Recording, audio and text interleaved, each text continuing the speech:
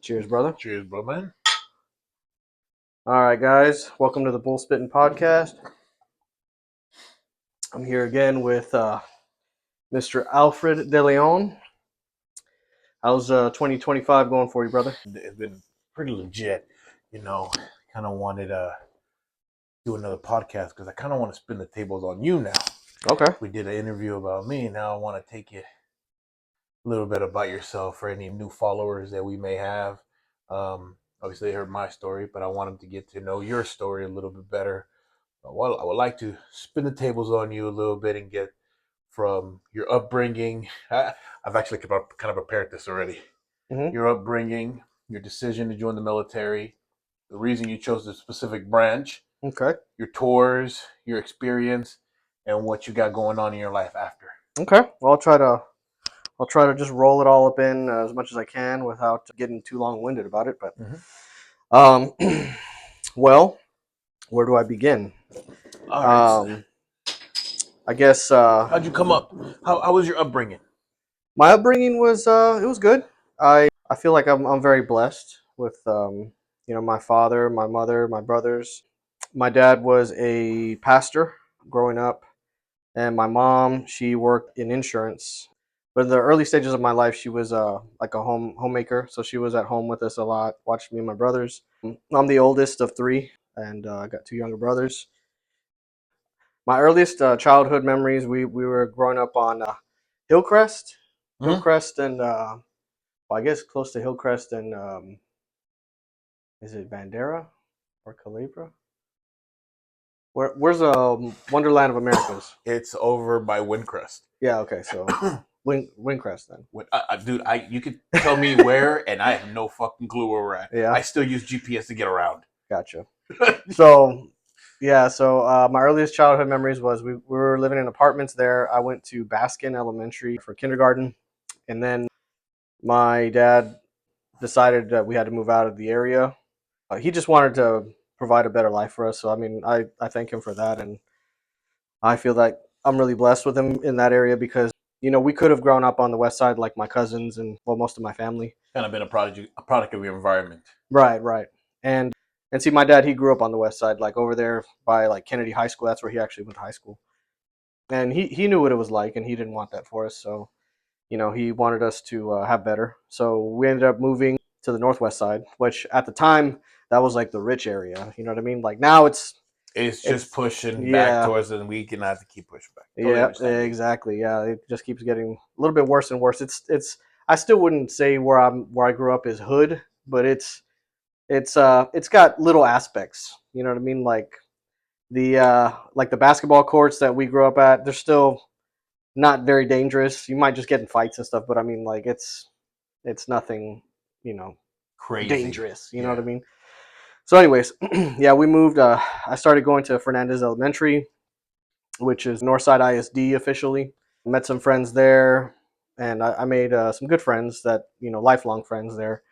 And on to Zachary Middle School, went there. That was like walking distance, and then on to Taft High School, which I tell people I went to Taft, and they're always like, "Oh, this guy's like, Ritz or not ritzy, but like, oh, he's like a cowboy, whitewash guy, When I went to high school, and Taft was known for the majority being like 90% black.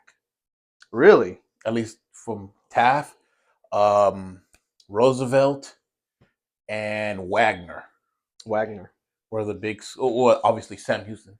Yeah, right? I was gonna say Roosevelt. I know. Yeah, Roosevelt's it's pretty legit. And Holmes High School toured in the beginning, but it kind of turned over to a majority Hispanics. Oh, okay, yeah.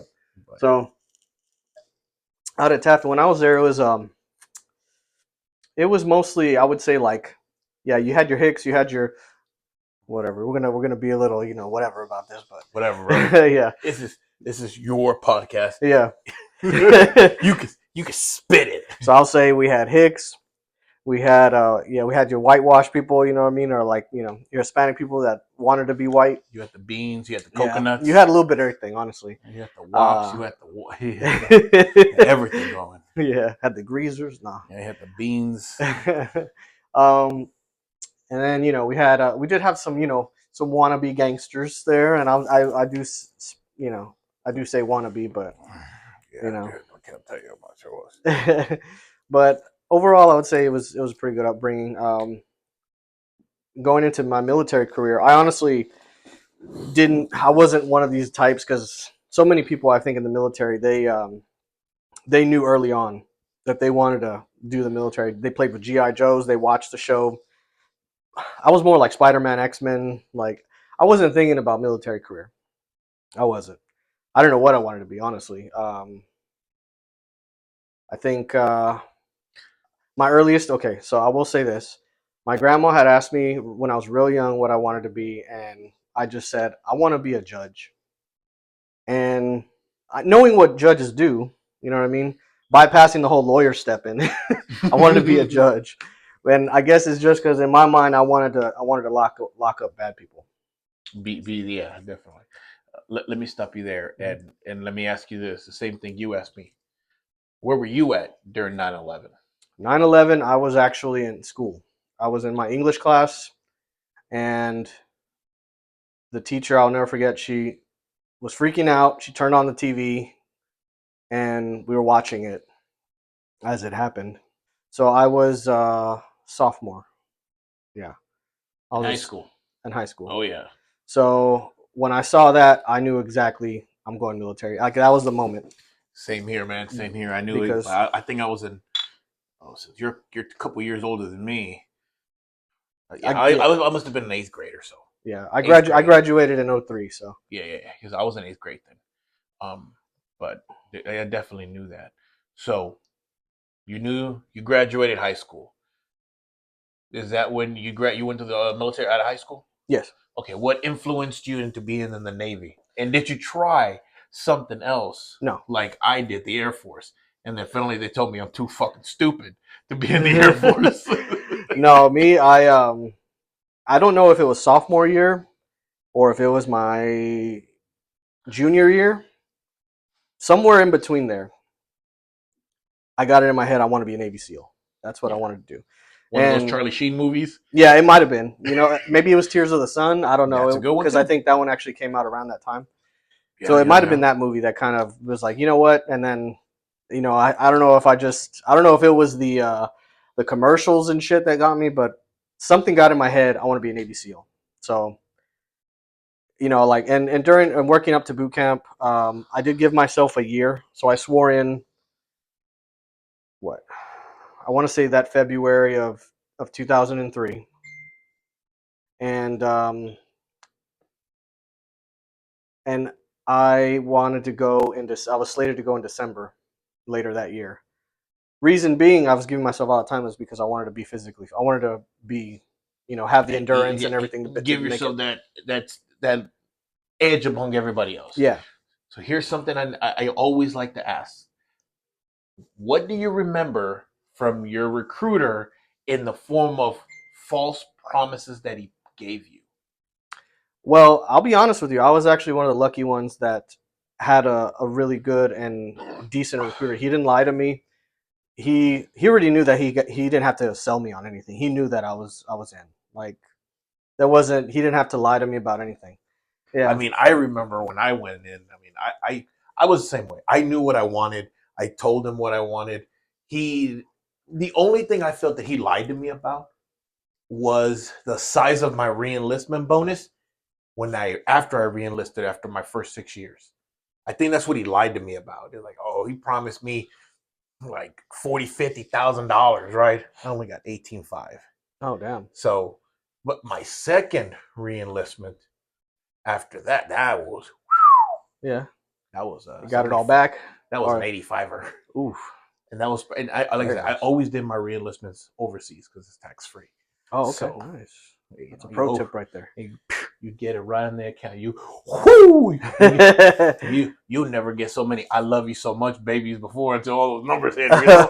Yeah. But that's what I remember from mine is that I was just like you, man. I already knew what I wanted. There was not much selling. Yeah. You weren't gonna change my mind to do anything else. Right. So, but I do understand that. And no, and he was a straight shooter with me the entire time, even with the Navy SEAL thing, because with the Navy SEAL thing, it's not guaranteed. No, if recruiter tells you, hey, yeah, no, you're going to Buds right out of boot camp, Well, it did happen for some people, but not all. And he told me that because the biggest thing that was holding me back was my eyesight. It had to be corrected because it was way off of 2020. And but he did tell me somewhere along my enlistment I could apply for LASIK surgery, which I did get that done after my first deployment. But once I had that done, I had already had my taste of war, and I didn't really feel compelled to go Navy SEALs at that point. Maybe it's because I felt jaded. Um, but anyways, I'll save that for later. He was a straight shooter with me. He didn't lie to me. He helped me do what I had to do to get in. There was even an early window that came up, but he that was about it. He tried getting me on that one, but that's not that's his job. But I turned it down, and yeah. Fast forward to when I went to boot camp in December, I was in phenomenal shape, best I've ever been. Because up until that point, I was running 5 miles just about. I wouldn't say every day, but every other day or every 3 days, 2 days, 3 days. Excuse me. And then I was also swimming just about every morning. The best form of cardio. Yeah, oh yeah. And of course, I mean, if you're doing Navy SEALs, you've got to get used to the water. And I'll never forget Coach Swanson. He was the coach of the swim team and the water polo team at Taft. I went up to him and I asked him if it's okay that I come to the aquatic center in the morning where they all worked out before school. If I could, come in and just get some laps in or whatever. He had no problem with it. He was once I told him I was training to do Navy SEALs, he was all for it. He's like, okay, but you're gonna continue swimming the entire hour. I don't want to see you stop. He's like, if you do, I'm gonna give you hell. And I was like, okay. So I just kept swimming. Just like Nemo or whatever, or Dory. Yeah. But yeah, it paid off because come boot camp, it was a joke. Okay. It was a joke to me. So let's fast forward a little bit. So your presence on basic or boot camp, what you guys call it. You obviously the first, what is it, 9? I'm sure it's 9 weeks for you guys, right? It's not first 9 weeks. Is all just. I think mine was 11. Honestly, I remember it being 11 weeks. Okay, and that was before you went to your individual specialty training. Mm-hmm. Okay, so for us, is only the first 9 weeks is basic, and then you go to your advanced individual training for whatever your job specifics is. Mm-hmm. Okay, so basic was an absolute joke, which, again, for me was, at least physically wise, was an absolute fucking joke. Maybe mentally, I thought that I got stronger mentally, or actually I found out about myself. I didn't know I was as strong as I was. I agree with you on that. Because I thought we were talking, I was more specific on the physical part. Physically, it was a joke. But mentally, yeah, I did do some growing. Yeah, me too. Mentally, I grew. Because I went in there saying, okay, I know I'm strong, but there was times, you know this, man, I am petrified of heights. Fucking petrified. Yeah. And to be airborne and jump 92 times, every jump was a night jump. Every fucking jump for me. Close my eyes. And that static line, make that left or right hand turn, walk, jump, close my eyes, and just a sack of potatoes all the way down. Smack, right? I fucking hate it.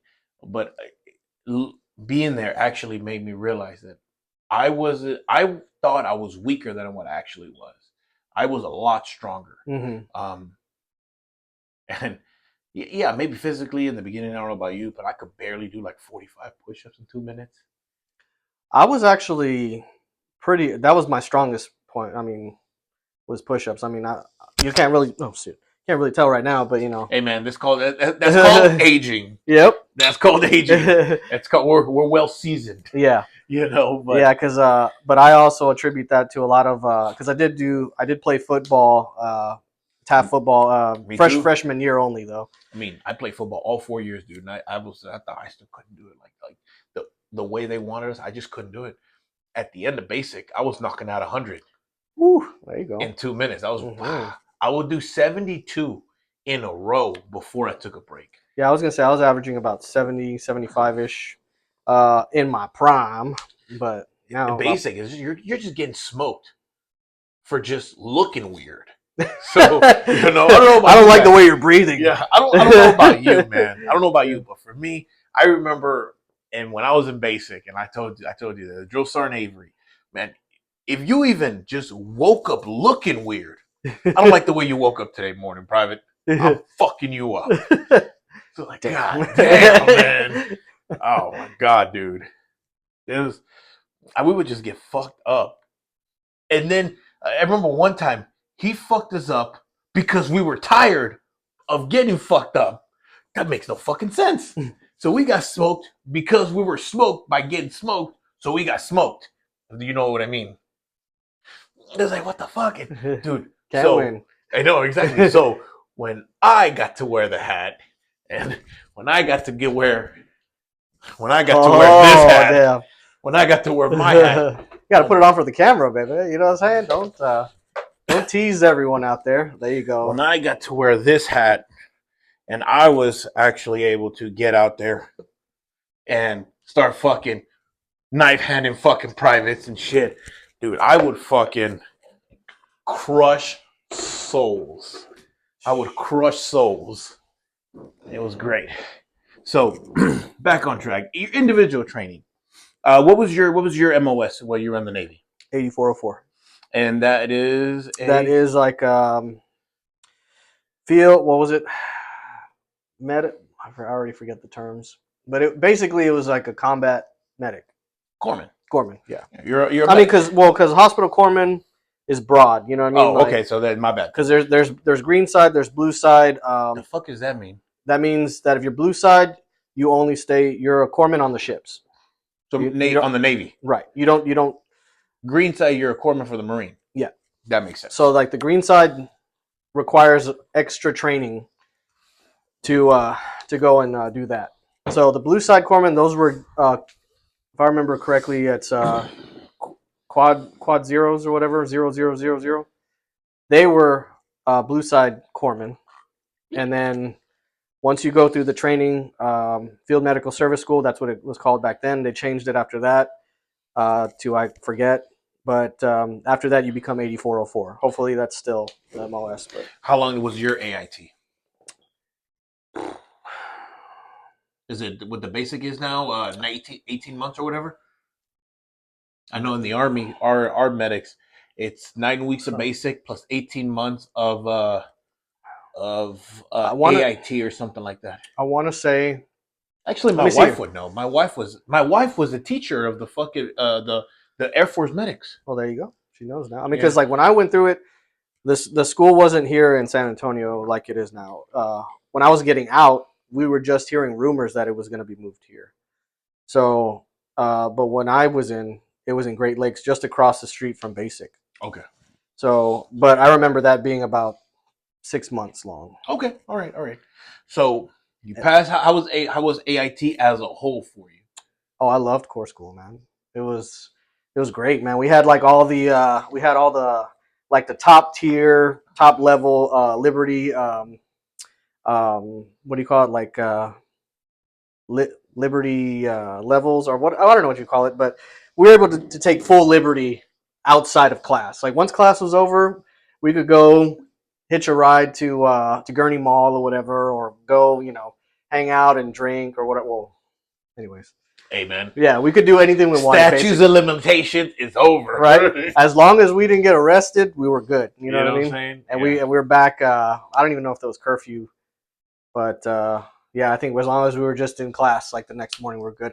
Most, actually, just about all the other MOSs that were on the base that were also going through training, they had to go through stages, right? So it was like as soon as you get out from basic and you go to your check into your barracks and all that, you couldn't, like the first stage, you couldn't leave outside of base for anything, I don't think, right? And so like those certain levels, everybody was very envious of the corpsman because we had it right off the bat, man. You can't do that, man. I was an OSIT.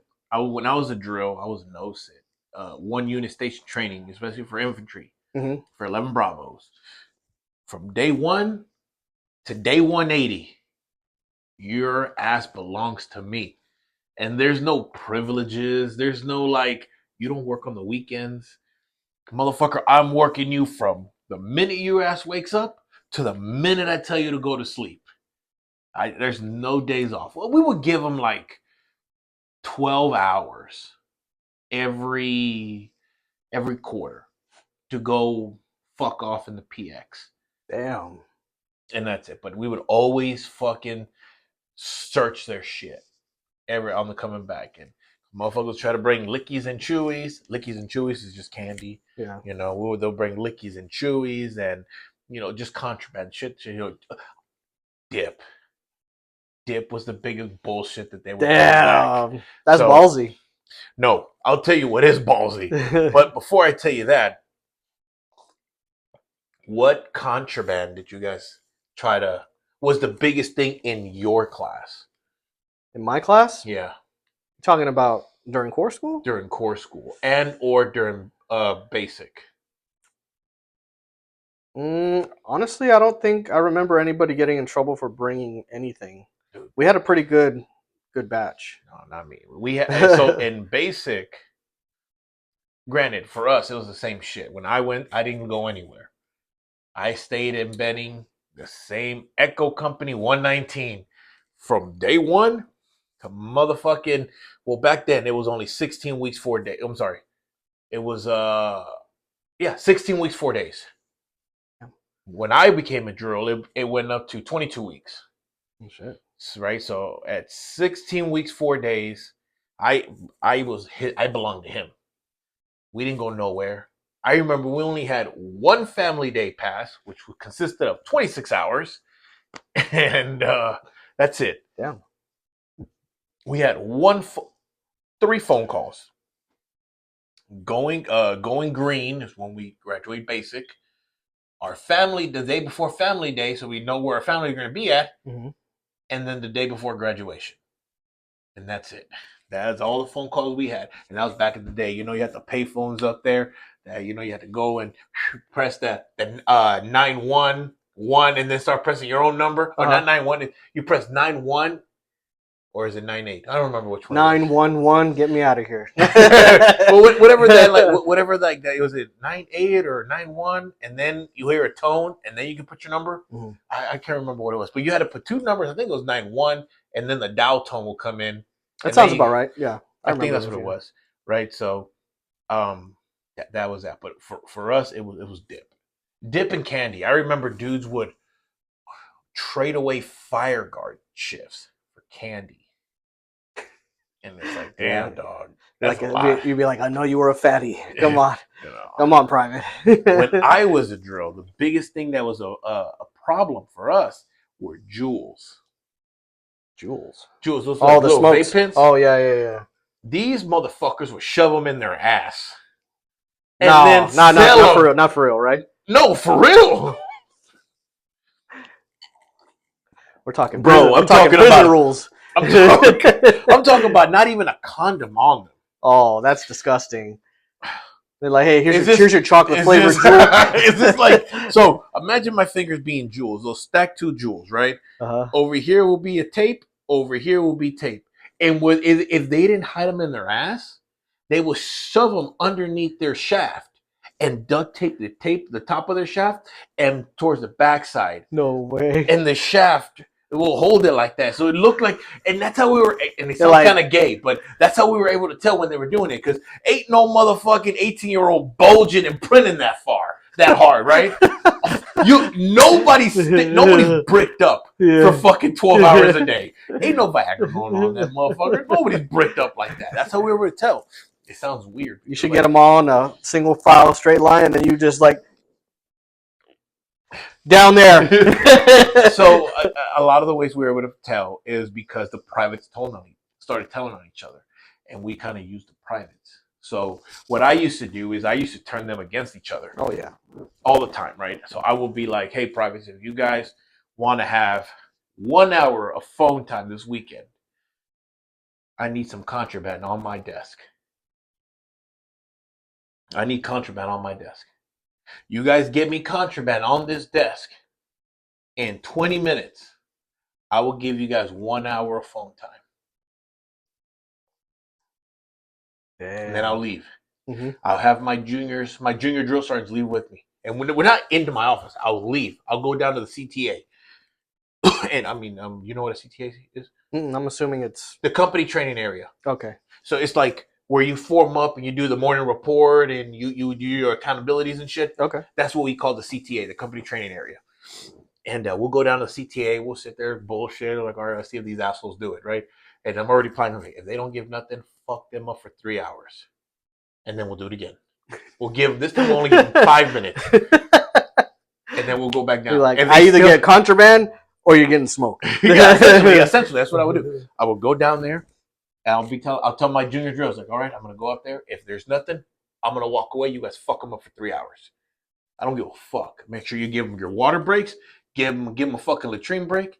But fuck them up for 3 hours. We'll go back down, and after that, we'll give them 5 minutes. If they still don't do it, locker inspections. Yeah. And we'll just have them look their locker. We'll do a visual inspection of their locker, and then we'll go back down. We'll give them 3 minutes. But during that time, I'll go to the CO and I'll ask the CO to come up there. Now we're gonna do barracks inspections. Oh shit. So we need, and I don't know about you guys, but when I was a drill, we needed to have barracks inspections with the CO present to ensure there's no unethical shit that's going on, right? But I don't know if we had to have all that, but at least in the Army, we had to have the CO present. I know there's sometimes not all the times we needed to do it, right? Sometimes, especially when we were doing a company mass a barracks inspection, we would start off with all the drills will be in. We'll go by platoons. All fucking 12 drills will be somewhere, and we'll fucking just tearing up the barracks. But for like individual barracks inspections, we always had CO there for insurance purposes. And so that was the plan.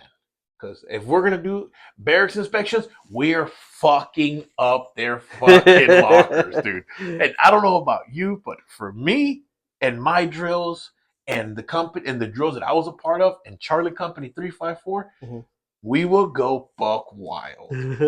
We would literally drag their lockers out and heave them into the kill zone. You guys had a kill zone? That center portion of the I don't know what you guys call that. Like in the like you have your if my hand is because everybody has the same layout of a bay. Yeah, just the open squad bay, like the open center. Yeah, and then did you ever have like a little center that was like outlined in like a dark white line or whatever color, and then everything inside was only allowed to be inside by the drill sergeants, or what do you guys call them, drill instructors? We had RDCs, which is recruit division commanders. That's what you guys call your drill sergeants? Okay, okay. So that space was only allowed to be stepped on by them. What would you guys call that area? I don't remember it being labeled an area, and I don't remember there being a rules where we couldn't be in it. Well, for us, that was for me. I had that. That's called our kill zone. Okay. No one's allowed inside that kill zone except drills. Damn. Okay. If you step in my kill zone, I fucking kill you. Yeah. Oh, damn. And I'll have you on your hands and knees with a toothbrush and a guy in your pair of underwears polishing that. I'll have you, at the end of every cycle, I'll have the privates repaint, touch up my kill zone. But we will fucking yeet the fucking lockers into the kill zone. we would get everybody's left boot. And shout out to Miguel Diaz. He would do this. He'll get everybody's left boot and daisy chain tie their boot together from one end of the bay to the other end of the bay. And not just he would do square knots. Oh, fuck, man. All the way to everybody's left boot from one end of the bay to the other end of the bay. And dude, he was fucking awesome. That dude was like shit. Right. But anyways, and that's the kind of shit that we're doing. But so AIT finished. Then what was the first unit you reported to? Hold on, I think I have to clarify something here. AIT, is that boot camp or is that AIT for us is advanced individual That's training. what I thought. Okay, so like we call it A school.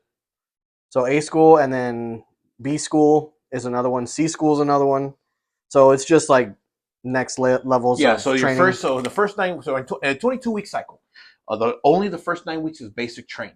Okay. Yeah. And within those 9 weeks, you got red phase, which is I'm fucking you up for looking stupid. White phase, I give you a little bit. I'm pulling back. Not really. I'll give you a little bit of privilege, meaning I'll assign a PG, a platoon guy, to start marching them.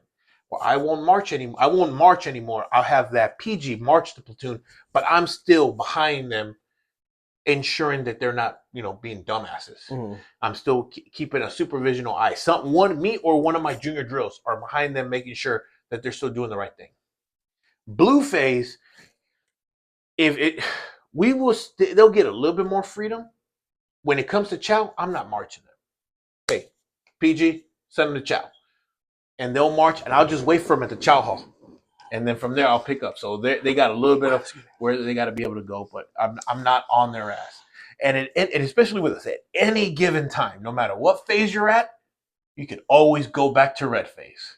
We're fucking you up for looking stupid, right? We'll always be able to. You guys are fucking up. White phase it is, or red phase. Red phase it is. They will fucking hate it. Red and then the white after that. Yeah, red. We'll go red, white, and blue. And there was times, and some of them where we'll go not even a week into white, we'll go right back into red. There was one cycle we stayed in red phase the entire 9 weeks. The entire fucking 9 weeks. That was a wild bunch, huh? Yeah, in the entire 9 weeks we stayed in red phase. We could have been out of red phase about maybe 6 weeks in. Couldn't take them nowhere. We 6 weeks we could have been out of red phase, but we're like, you know what? We already been in red phase this long, and we're not fucking quitters. Yeah. Sticking in a red phase. We're making history. But y'all should be proud. Now, red phase, if it's red phase for them, it's red phase for us too, right? So it's not just fucked up for them. In red phase, all the drills have to be there. Nobody gets to go home early. Oh, shit. When they go to sleep, that's when we all go home.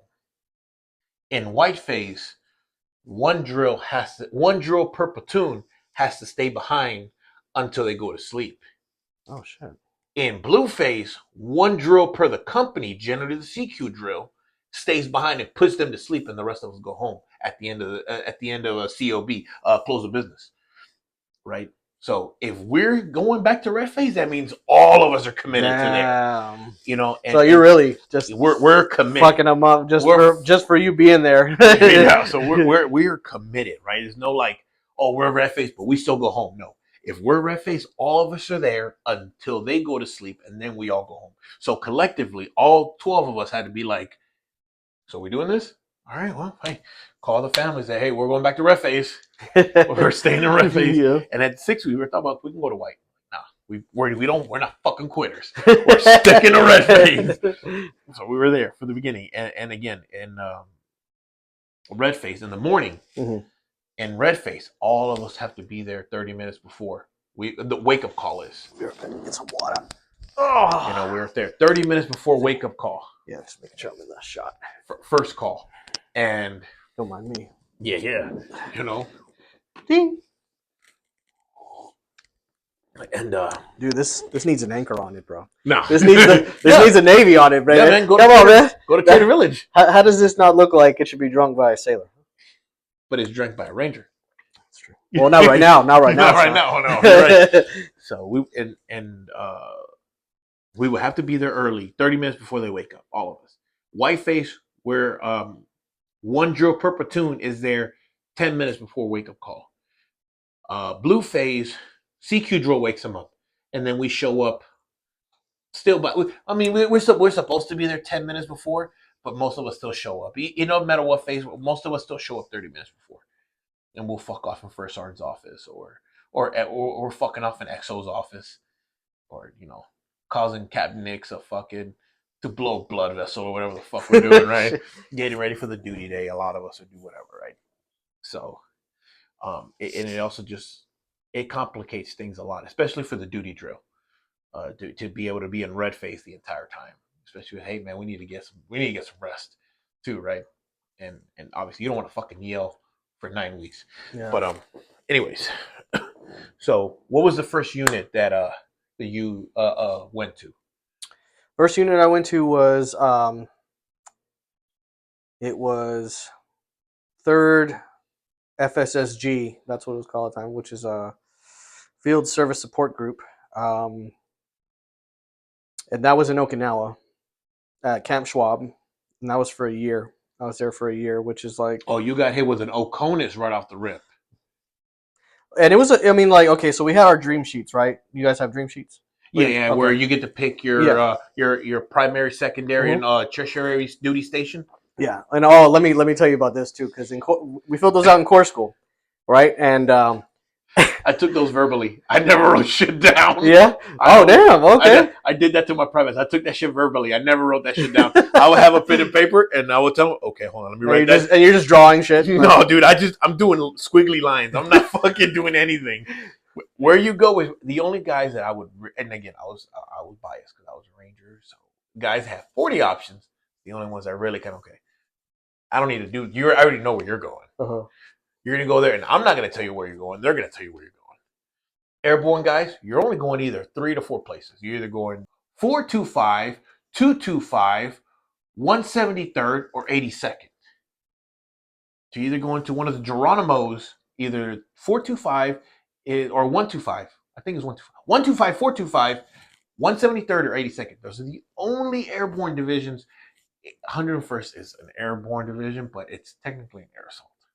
Nobody's jumping out of birds there. But those are the only fucking airborne units you're able to go. It's like, I'm not going to pick for you either. So if I'm not going to pick for the SF guys, I don't pick where they go. Mm-hmm. I don't pick what SF teams they go. I don't pick where the Ranger dudes go. I don't pick where the airbornes go. So why the fuck am I going to pick for you little guys? Hey, you go where you go, and that's where you're needed. Why? Because the Army tells you to.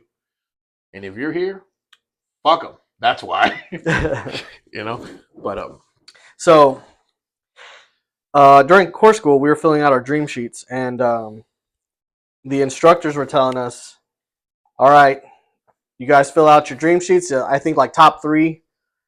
And they were like, and don't get cute. Don't ever get cute. Don't be. I know you're gonna see Italy on there. Do not put Italy because you're not gonna fucking get it. So then all of us like, well, fuck. All right. Well, I think Okinawa was my 3rd option, and I ended up getting that one. Some lucky motherfucker that didn't listen to them went to fucking Italy. What a dick. And when they called that shit out, like when they were calling out our orders at the end of our training, everyone just looked at him like, even the instructors were like, and he was just like, told you motherfuckers not to do it. And he got it, and everybody was like, you motherfucker, lucky motherfucker. Anyways, so yeah, I ended up going to Okinawa. So after core school, I had to go to my B school, which was Field Medical Service School. That was in Camp Lejeune, North Carolina. And I was like, when I got there, I was like, I'm never coming back to this place. That place, there ain't nothing there but like used car lots, tattoo parlors, and strip clubs, and a lot of pine trees. I think it was. I don't know, or like really tall, skinny trees. I bet you, I can call my wife right now, and I can tell her, "Hey, babe, what are the 3 things that are on every military base?" And she'll say those exact same 3 things. Yeah, it's everywhere, dude. It's fucking everywhere, except for Camp Pendleton. That was because I was like, okay, I'm not coming back to the East Coast. I am never being stationed over here. West Coast all day. So what is that Paris Island? Paris Island, that's over there, close to, or I think it is in Camp Lejeune.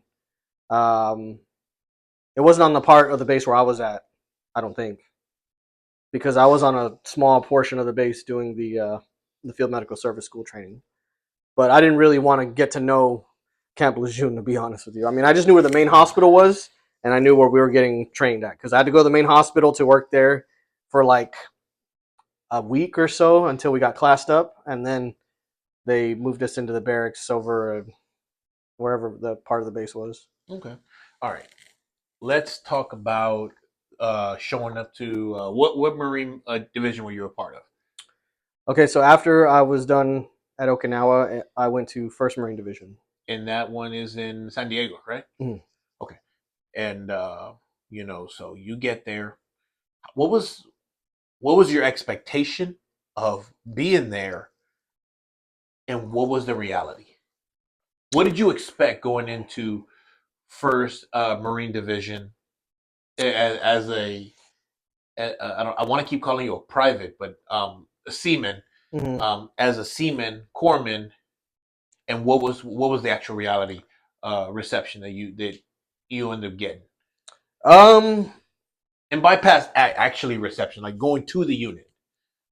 I guess it was a little bit more of a kind of like a rude awakening, because up until that point, I felt very privileged. Like my training, what I experienced in training at Okinawa, even because even though we were part of a Marine Corps unit. It wasn't an infantry unit. It was a support group or support unit. So it was very, very, very chill. Garrison, in the rear with the gear type shit. And when I went to the division, it was like just cold. Like, they didn't really care to know too much about me, but they demanded, the world out of me. And I was just like, okay, I have to rise to the occasion. There's no fucking around here. I get that. Um, and and yeah, like the first unit. Okay, when I got there, my unit was already in 29 Palms doing their training, like in Oh, the middle of their training. fuck! I hate. Okay, so for people that don't know, 29 Palms is in the fucking desert in California. Yeah. And the Army and the Marine Corps share this large piece of land. The backside is called 29 Palms, which is occupied by the Marines. The front side is called NTC, which stands for the National Training Center for the Army side. The nearest fucking place there is Bakersfield. It's fucking yeah, it's a wasteland. awful. It's Awful. a wasteland. Absolutely. Think Mad Max. Awful. Yes. It's hot. It's stupid. Did I say that it was hot and stupid? It's stupid. There's this. Do you remember those fucking turtles that we were not allowed to? Oh, I don't know if you guys had it. I didn't remember. We had to. They gave us a breather. There's this like desert tortoise. We could not come near because if we scare it, it pees and dies. It was hot, stupid, and in the wintertime it's just stupid cold. But it was good training. It was legitimate, really, really good training, especially for like Afghanistan type of situations. But go ahead, 29 Palms. So yeah, 29 Palms, and so I get there, and I think for maybe like a couple days or so, I'm waiting to get transported out there to meet with them. So I'm on Reattachment. Well, no, I'm at the I'm at like I guess where the regiment is. So like almost like a headquarters type area, and I'm just chilling. They got us an open bay basically with me and like three other dudes, and then we get you know escorted to our units or whatever. So I had to get in the Humvee, make that long ride out there, and when I got there, they greeted me, and then they attached me to Charlie Company. I was with First Battalion, First Marine Division, so 1-1, and they had sent me out to go meet with Charlie Company. I met with Charlie Company. They were a line company, so they were all just riflemen basically. Maybe a handful of them were like small gunners, I think. Maybe some machine gunners sprinkled in there, but most of them were just your basic 0311s, just basic riflemen. Okay. The grunts, like the grunts of the grunts, man. And go ahead. So from there, when did you know? Well, yeah. From there, where did you know you were going to deploy first? Oh, I knew I was going to deploy. Okay, so if we're talking about deployments, when I was in Okinawa, I did my first deployment wasn't a combat deployment. It was a humanitarian deployment, and that was to do a humanitarian mission over in Sri Lanka and Indonesia when the tsunami happened. So, but we were just doing donuts off their shore. We really didn't do much. We're just donuts. What is that? I'm sorry. Like we were just like off their shore, like just patrolling in circles on the ship because they didn't want us there.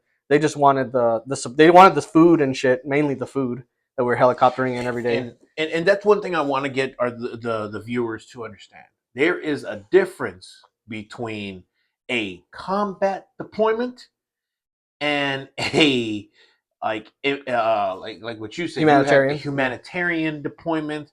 There's also things called a training deployment, right? Just because you hear someone say I deployed to Poland doesn't mean that he actually did any combat deployment.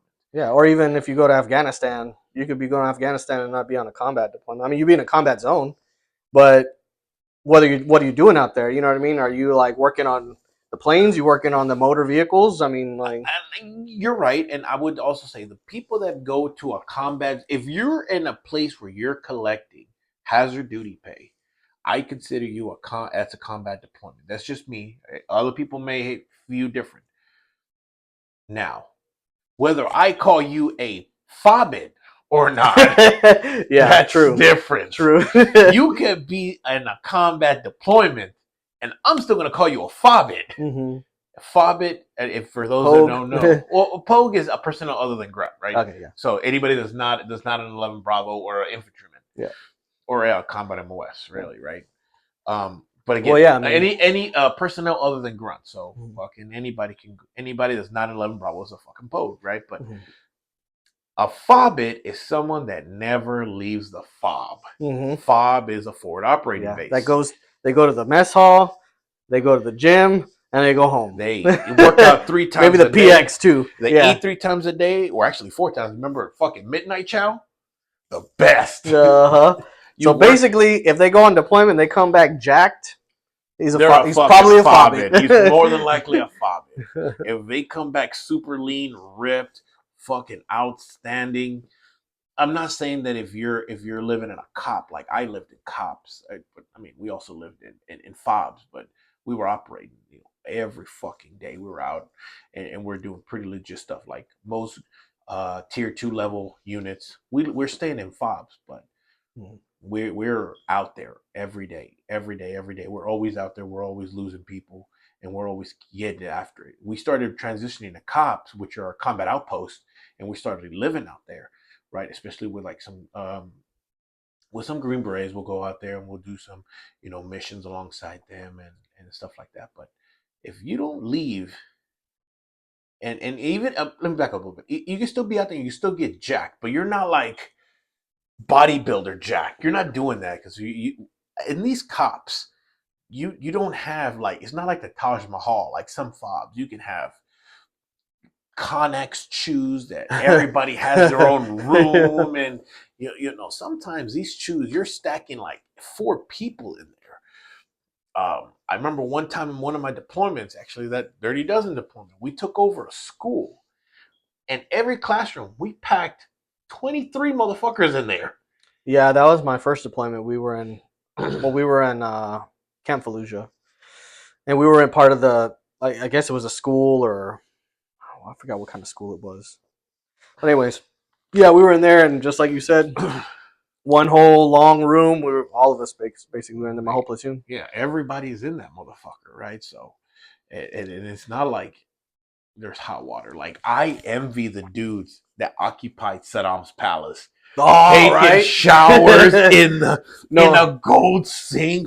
No doubt, those were the contractors, man. No, like, those are unit dudes. Those are like really? regular army initial invasion dudes. Really? Staying in Saddam's palace. Those are fucking Delta no guys. way, man. They had to like maybe initially, but then eventually they started passing it off to like other like lower units. But okay. Well, I was gonna say I would expect like the high brass going in there, be like, no, get out of here. I mean, whatever, they were taking it, but initially it was Delta dudes who took it, and then SEALs were getting it after, and eventually it got to normal because it's already been wear and tear and all kinds of bullshit, right? So, that will happen, but. God, I always wish I was in Saddam's palace, taking a shower, taking a shit in a gold toilet. That would have been my MySpace profile pic, just like, with a big ass cigar. Golden toilet, and I'm just like with a newspaper or something. And that shit was fucking legit, right? Yeah. So, go ahead. So, anyways, where was I? Oh yeah. So back to when you know you're gonna deploy. Okay. So. Yeah, 29 Palms. Okay, so that was my first deployment, was the humanitarian mission. Second was going to Iraq, and I knew I was going to Iraq because I remember when I was picking my orders after Okinawa, everyone looked at me like I was crazy because I was like, I want 1st Marine Division, and even the detailer, who's the person you talk to for your next orders or whatever, was looking at me like, "Are you sure? Like, you don't want? We got something else here. Like, you don't have to go to the front." And I was like, no, I've been wanting this. This is what I want. I want to go get some for my country. And so I ended up, and yeah, everyone thought I was crazy because everybody else was going to stay in the rear. They were comfortable. And I was like, dude, I gotta at least feel like I'm doing something. So I did, and I went, and yeah. So fast forward all the way to 29 Palms, get to Charlie Company, and all the Marines there, they greeted me like it was amazing. Like they were like, Doc, Doc. They're like, oh yes, like we, we're putting all our faith in you, and we're glad to have you and all this stuff. Very warm welcome, right? Except from the platoon sergeant. Platoon sergeant didn't think I was shit, and he let me know off the bat. He's like, I think you're soft, and but we'll see. We'll see what you got, Doc. And I was like, oh shit, okay. And yeah, so he had me. I was only with him for maybe a couple days, and I was doing their drills with them. Whatever they were doing, like house clearing drills. I forget what else. I don't know if we were doing like a night patrol or something like that. And but I guess he thought I couldn't cut the mustard, so they let me go. Yeah, so I was like I was a real asshole, dude. Wait, you get fired as a medic? Basically, well, I didn't get fired, but they moved me to a different platoon. Hmm. So different company actually altogether, because that was Charlie Company. I think it was Charlie Company third platoon. Yeah, and then like in 2 days they came, they got me, and they said, hey, we're gonna go ahead and move you to weapons platoon. Delta Company. Yeah, Yeah. yeah. Okay. So you guys always operate the same way. Delta Company is your heavy company. Yeah. Okay. So they get So all so the we were heavy the one shit on on Humvees. yeah, Humvees, yeah. Okay, that makes sense. The same thing with the Army. Generally HAC is your like headquarters specialty platoons, Alpha Bravo Charlie or your line platoons, and Delta is your heavy platoon. Yeah. Okay. So I got moved there, and when I got there, the welcome wasn't as warm. They were like, hey, what's going on? Like, all right, cool. But yeah, no, I got along with them and everything, and yeah, again, they didn't. The senior leadership didn't really think I was. They saw that I was very green, and they just. I don't know if that's just with a lot of corpsmen, unless you're like real gung ho. But for me, yeah, they saw that I was like kind of still, even though I had done a deployment before that, it wasn't a combat deployment. You know what I mean? So with you being said you were attached to your platoon sergeant, which in the Marine Corps is an E6, mhm. as opposed to the Army, that's an E7. An E6 can fill a position, but it's an E7 slotted position. Mhm. Um, when you were to do that, is your platoon sergeant, where was he in the tactical formation? And what I mean by that is if you guys are going into, you say you were clearing rooms, that's a perfect example. You're clearing rooms. Where is he in all this? Is he leading from the front? Is he in the rear with you hanging out? He was in the front, yeah. Because well, as far as our convoy goes, because we were all on Humvees. You're you're in Charlie Company, not Delta Company. Oh, okay. So in Charlie Company, I don't remember exactly where he was in the formation. I would assume that he was closer to the front. So does that mean your platoon leader stays in the back? Our platoon leader is usually in the middle. Okay, so that's different. Like in the Army, traditional Army, non-Rangers, spare big Army. The platoon leader leads from the front. Mhm. The lieutenant is in the front, not in the front leading the way, but it will generally have a squad, then him, then another squad, third squad.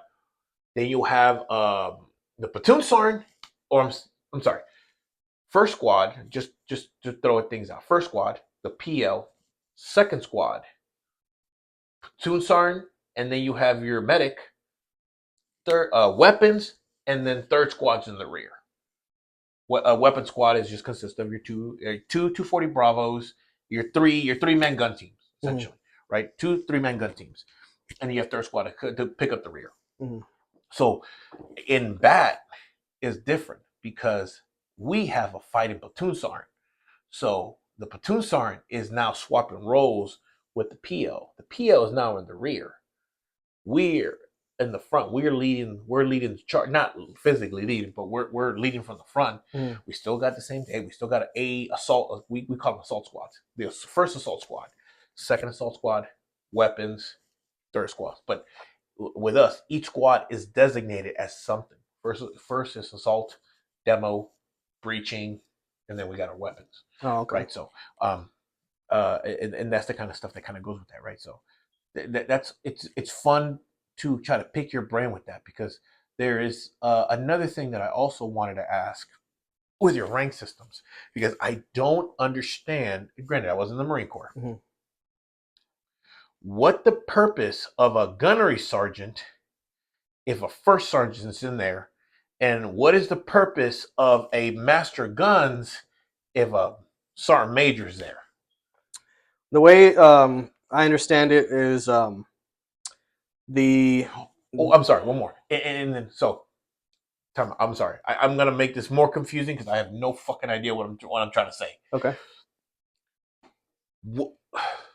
Let me try to simplify it. What is the purpose of a gunnery sergeant, a master sergeant, a first sergeant, sergeant major, and master guns?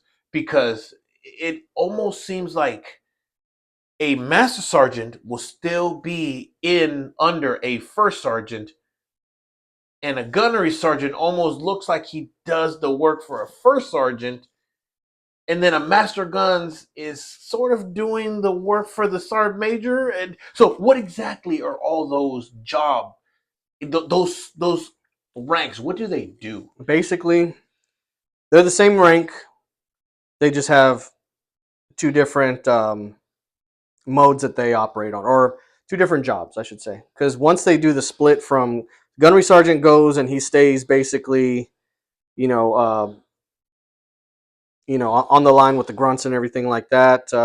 First sergeant is more administrative and takes care of that, like kind of stays in the back, as far as I And understand the it. master sergeant is the most senior subject matter expert. Believe so. Yeah. So does that mean that you'll be and when you walk into a Marine company, you will see a master sergeant within the company AO along with the first sergeant, or is the first sergeant in another place? Um, the first sergeant is working. Damn, dude, it's been so long. It has been I'm so so long. sorry, dude. Yeah, I've yeah, always yeah. wondered. Yeah, I just remember the first sergeant like was basically, was it S2 or no? I forget. Okay, let's move on Yeah, because that yeah, doesn't matter, right? yeah. I was gonna say like That doesn't matter. Let's move on. Okay, so basically the higher they go, like they eventually go like in more administrative, right? Like really, you only see, I want to say the highest ranking that you'll basically see out there, like getting it. Well, no, I'll take that back. Yeah, gunnery sergeant, I would say, takes care of the company. I don't know. Man, all right, well, moving on. it's been a Let's while. let's let's move on to your second deployment, and that was to Fallujah, correct? Mhm. Okay, your Yeah, second deployment to Fallujah. Um, I'm assuming that you stopped by Ali Salim, Kuwait. yeah. Okay, On both tours, yeah, or that on the way. Yeah. it's fucking hot there, isn't it? 10 cities, hot as shit. Mhm. And then, so after Ali Salim, Kuwait, where did you fly into? I'm assuming you flew into Fob Liberty Um, because I flew into Fob Merez. it might have been actually. I think it was Liberty. Yeah, because I flew Yeah, into Fob Merez, and from Fob Merez, I operated out of there until I went to Fob QS. Right. I want to say was Liberty the one closer to Fallujah, or Liberty was was the it? one closer to Baghdad. Okay, no, not that one then. I don't think so. I don't know, Well, Liberty was in Baghdad. man. I mean, I do remember it being kind of a long Fallujah's drive. close by. Fallujah's close by. I do remember it being, well, when we first flew in on my first deployment, I remember it was a long, wet drive because it was raining. And I was about on the back of a, was it the 8-ton or 9-ton? What are those vehicles called again? 2 ton. 2-ton, big ones, Yeah. all armored up and everything. Couldn't see shit, but yeah, it was a long drive. Okay. So, if I remember But we were correctly, first deployment. We were operating in the Al Anbar province, Al-Anbar. and that was basically just the surrounding area of Camp Fallujah. Okay. Okay. So, let's go down a little bit of a um combat road. What was your expectation of your first combat patrol to what you actually to what you actually saw? What was your expectations, and what was the reality that you saw? Well, when I had gone there, I was expecting more action, Aren't we all? but by the when we got out there, because this was in my first combat deployment was in 2006. So by that time they were IED heavy. Like IEDs were IED, they EFPs, and mm-hmm, fucking copper wire to yeah. fucking chop your head off. Yeah. Yeah, they had already figured out that they couldn't go toe to toe with us, so they stopped. They started. They did that and sniping. That's what they were doing when I went through. So we didn't see really. There was really probably only one firefight that I got into my first deployment, and it was at night. And we were actually en route to take my one of my sergeants back because he was having some really bad pain in his right side. Turns out he had appendicitis and had to remove it. But en route to take him back to Fallujah Surgical, we stopped. We went through the marketplace like normal. It was closed. There was nobody out there. It was dark, no lights or anything like that. But they had stopped, and um, my platoon sergeant, he got out and he saw this burlap sack on the side of the road. I don't know if we got out just for that or what, because I was more of like in the middle of the convoy, and I was in a high back, so I mean like it was armored up or whatever, and it was open at the top or whatever, but I could kind of see looking up ahead, like what's going on up there. And we were stopped, and then all of a sudden, boom! And I was like, oh fuck! And then all of a sudden, we start firing, and I don't know what the fuck we're firing at because at the time they didn't issue NVGs to the corpsman, so I couldn't see shit. Like all I saw were tracer rounds going this way. Okay, I'm shooting this way. Honestly, I had a rule. If my medic is shooting, there's something wrong. I always told my doc, you don't have to shoot nothing. You are essentially another backpack. My job is to keep you safe. If you shoot, it's more than because I'm dead. What you do is you just give us rounds. When we need mags, you give us your mags. We'll protect you because he has a sidearm. Keep your pistol for protection, Mhm. and all in case all else fails, you need to pull one. You need to kill yourself. But at least for me, the way I like to operate is you're not going to shoot your rifle. That's not your job. Yeah. Your job is to make sure that you keep us stable so we can live. You let us pull the trigger. You're just a backpack. No offense, you're a backpack. You carry your combat load. Plus, I'm also going to ask you because you're with us to carry another 12 in your backpack. You're going to give us mags as we need. You are the rolling speedball, as I call them. You're my rolling speedball. He had his A bag, and then he had another bag just full of magazines. And God, man, Alex Berger, that dude was like that. He carried his A. He always left his A bag near, and then he started getting an assault pack, and he just stacked it full of mags. He never. I mean, we were air infilling all the time, so he have an A bag in the back, and then he'll just fucking have the fucking assault pack, and he'll just fucking front load it. Damn. And boom, ready to go. So he was yoked by the end of deployment, is what you're telling me. The dude was short. He was like you, short, stocky, and just like fucking lats like crazy, right? So, and I mean, he was just hanging back. He didn't have to do anything. He would hang back and do his thing, and fucking as they're coming, people need new mags. Pop, pop, pop. He's getting their old ones, and that backpack is getting lighter. So at the end, he was like a goddamn like a paleta man. You get one. You get one. You get Yeah, one. he wanted to come back, so he was legit, right? But so anyways, I start firing, and I probably only get to pull, I don't know, 3 to 5 rounds, if that. Probably less, honestly. get a good little bluff. Yeah, you gotta puff it up a little bit. And then all of a sudden, I hear ceasefire, ceasefire, corpsman up, and I'm like, oh fuck, it's game time. So I grab my pack, I go out the high back, whatever, and I'm running up, and I see Staff Sergeant Jacobs there on the floor, and his foot is like just this one, Like from where his ankles are back, that he still has that.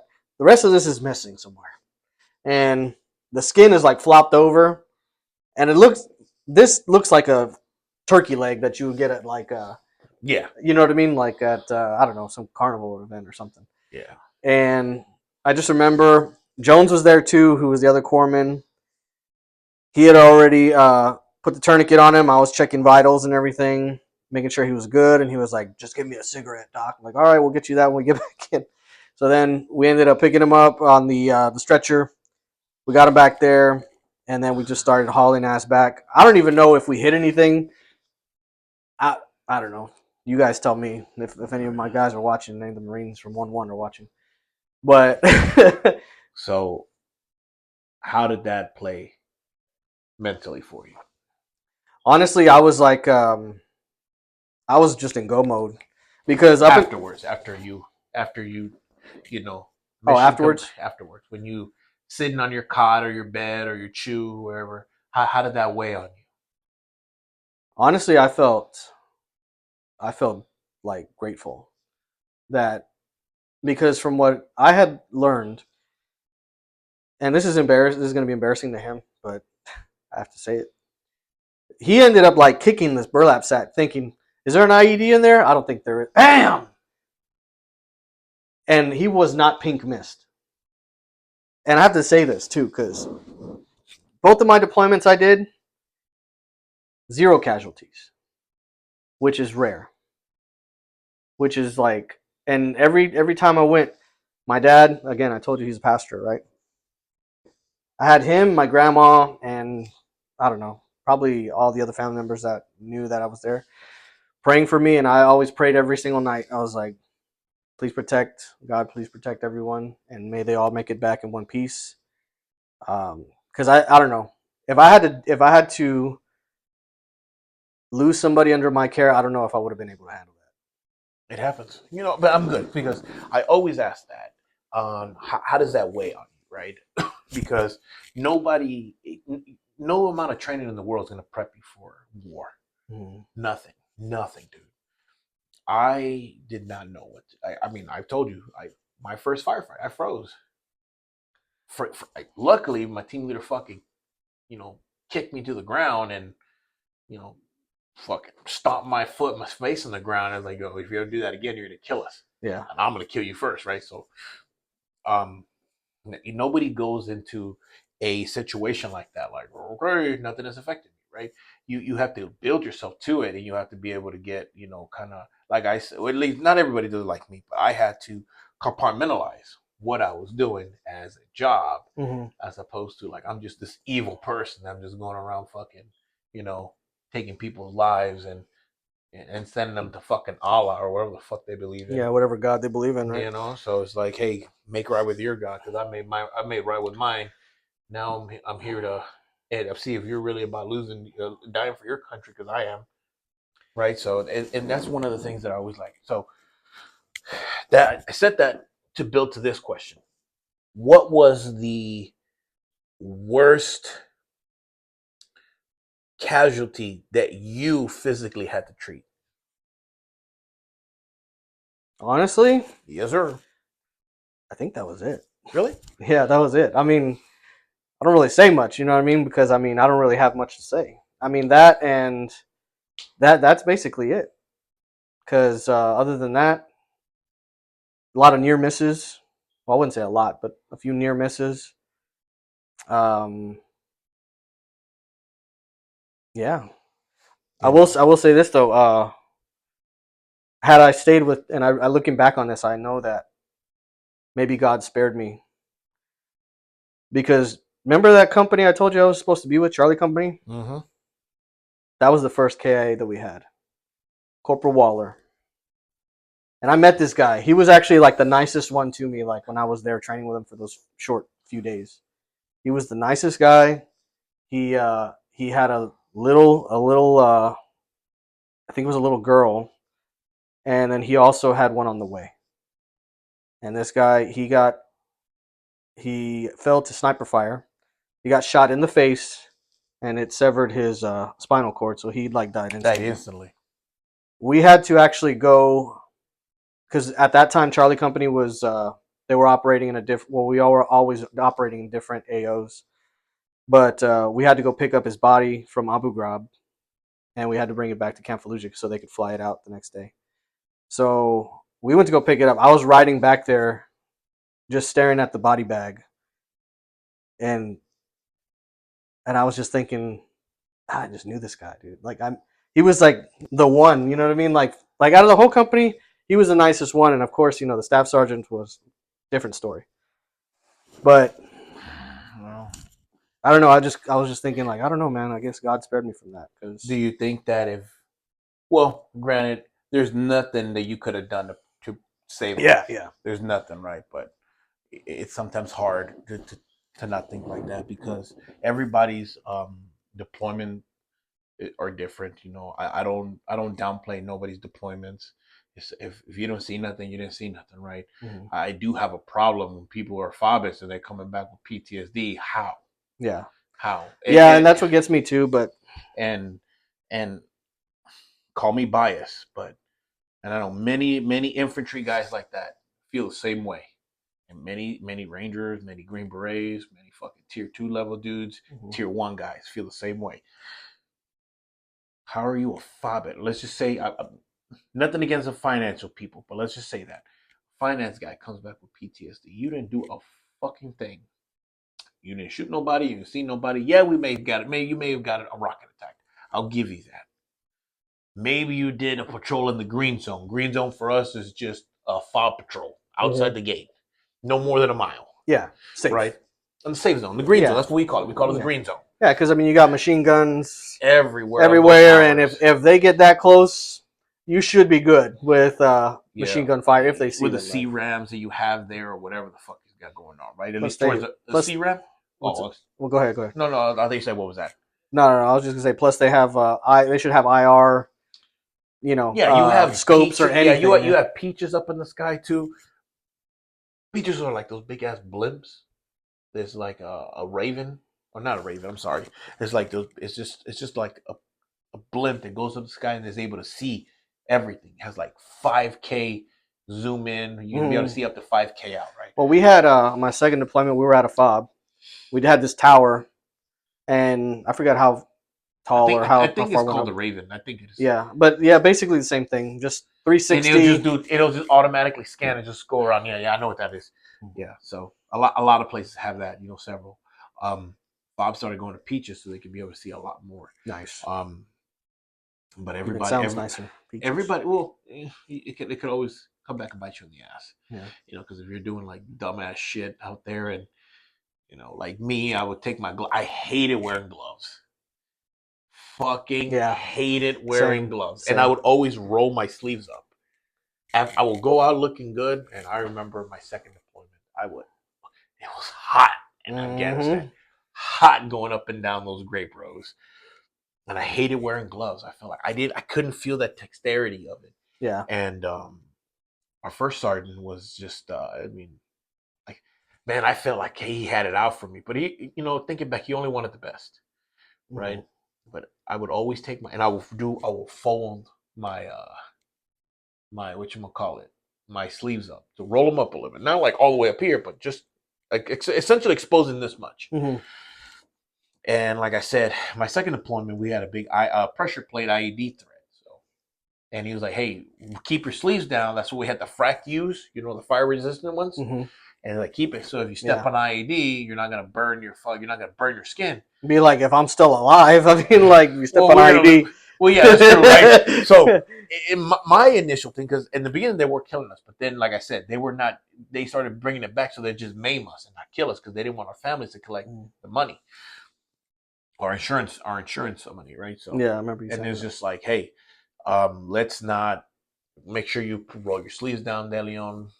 I don't want you to burn your skin. And like, first Sergeant, if I step on the IED and the shit blows, this sleeve is not gonna protect my hand from not being fucking, ground beef. Yeah. Like it's not gonna do anything. Yeah. If I'm gonna lose it, at least let me lose it comfortably. Right. Right. And man, he must have got on my ass many times. And like I said, dude, and those other videos, like I'm not perfect. I got my fair share of yelling. I got my fair share of fucking like, hey, you're getting talked to, but that's all part of learning, right? One time he caught me outside. I had the greatest idea to lie to him. Like, oh, I folded inwards instead of folding outwards, thinking I was gonna be slick. I folded inwards, but I purposely got my top one size longer so I could fold it inward and I could just kind of like uh I kind of rolled it up here and I put like I sewed it up right in here. I sewed up here. So I got really so I really kind of I started sewing it up there and I altered it so I kind of like raised it up a little bit. So I just pinched it here and I pinched it there and I sewed that up to keep it kind of like so open here and open here. So when I folded it inward, it still showed that little bit and I was able. So it kind of looked like and I would do this a lot. And then I was like, oh, okay, right. So try to like make it look like, hey, it's going. I just did this, but I was just kind of like going through the motions. And he's like, Demion, you got your sleeves rolled up? I was like, no, I just slipped it open. I was like,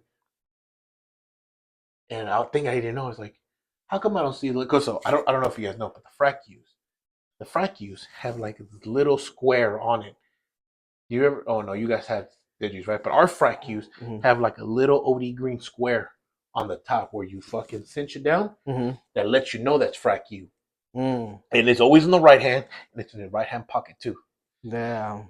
He didn't see that. The details. Yeah, he didn't see that on me, and I didn't realize it at the time. Oh. So he's like, "Where's your frac U circle?" And I was like, "I cut it off." Like, oh, then where's your little cinch? You can cinch it over. I don't see that on there either. Fuck. Oh, I folded my sleeves inward. Unfold them. I can't. I sewed them. Too easy. Come see me after this. Damn. You know, he chewed my ass out a little bit, but I never did it again after that. But I was like, fuck, man. I was committed. I was committed at that. I was committed at that. Yeah. But I had to bring my top into him, and he saw that I pinched and I sewed, and I pinched and I sewed. It was like, I don't want you to lose your hand, man. I don't want you to like. What happens if this happens? And your wife's yelling at me because this, and that. Like, I don't want that. Totally understandable, right? But like I say, going back to like deployment stories, it's just like I never put anybody's things down because everybody can see. Like I saw some pretty horrendous shit, and it's just the way it is. So I will take. I know I said 0 casualties. 1 casualty. If you count Staff Sergeant Jacobs, because he had to go back and he had to get replaced, but he wasn't a KIA, is what I should say. What I consider casualties is somebody that's no longer a part of the platoon. Yeah. Right. So 1 casualty. You know. But man, he was like, when I saw him again on the grinder when we got back from that deployment, he found God. And I mean, how could you not? Because he should have been dead by all means. Apparently all the shrapnel went in the opposite direction and the blast just took out his foot.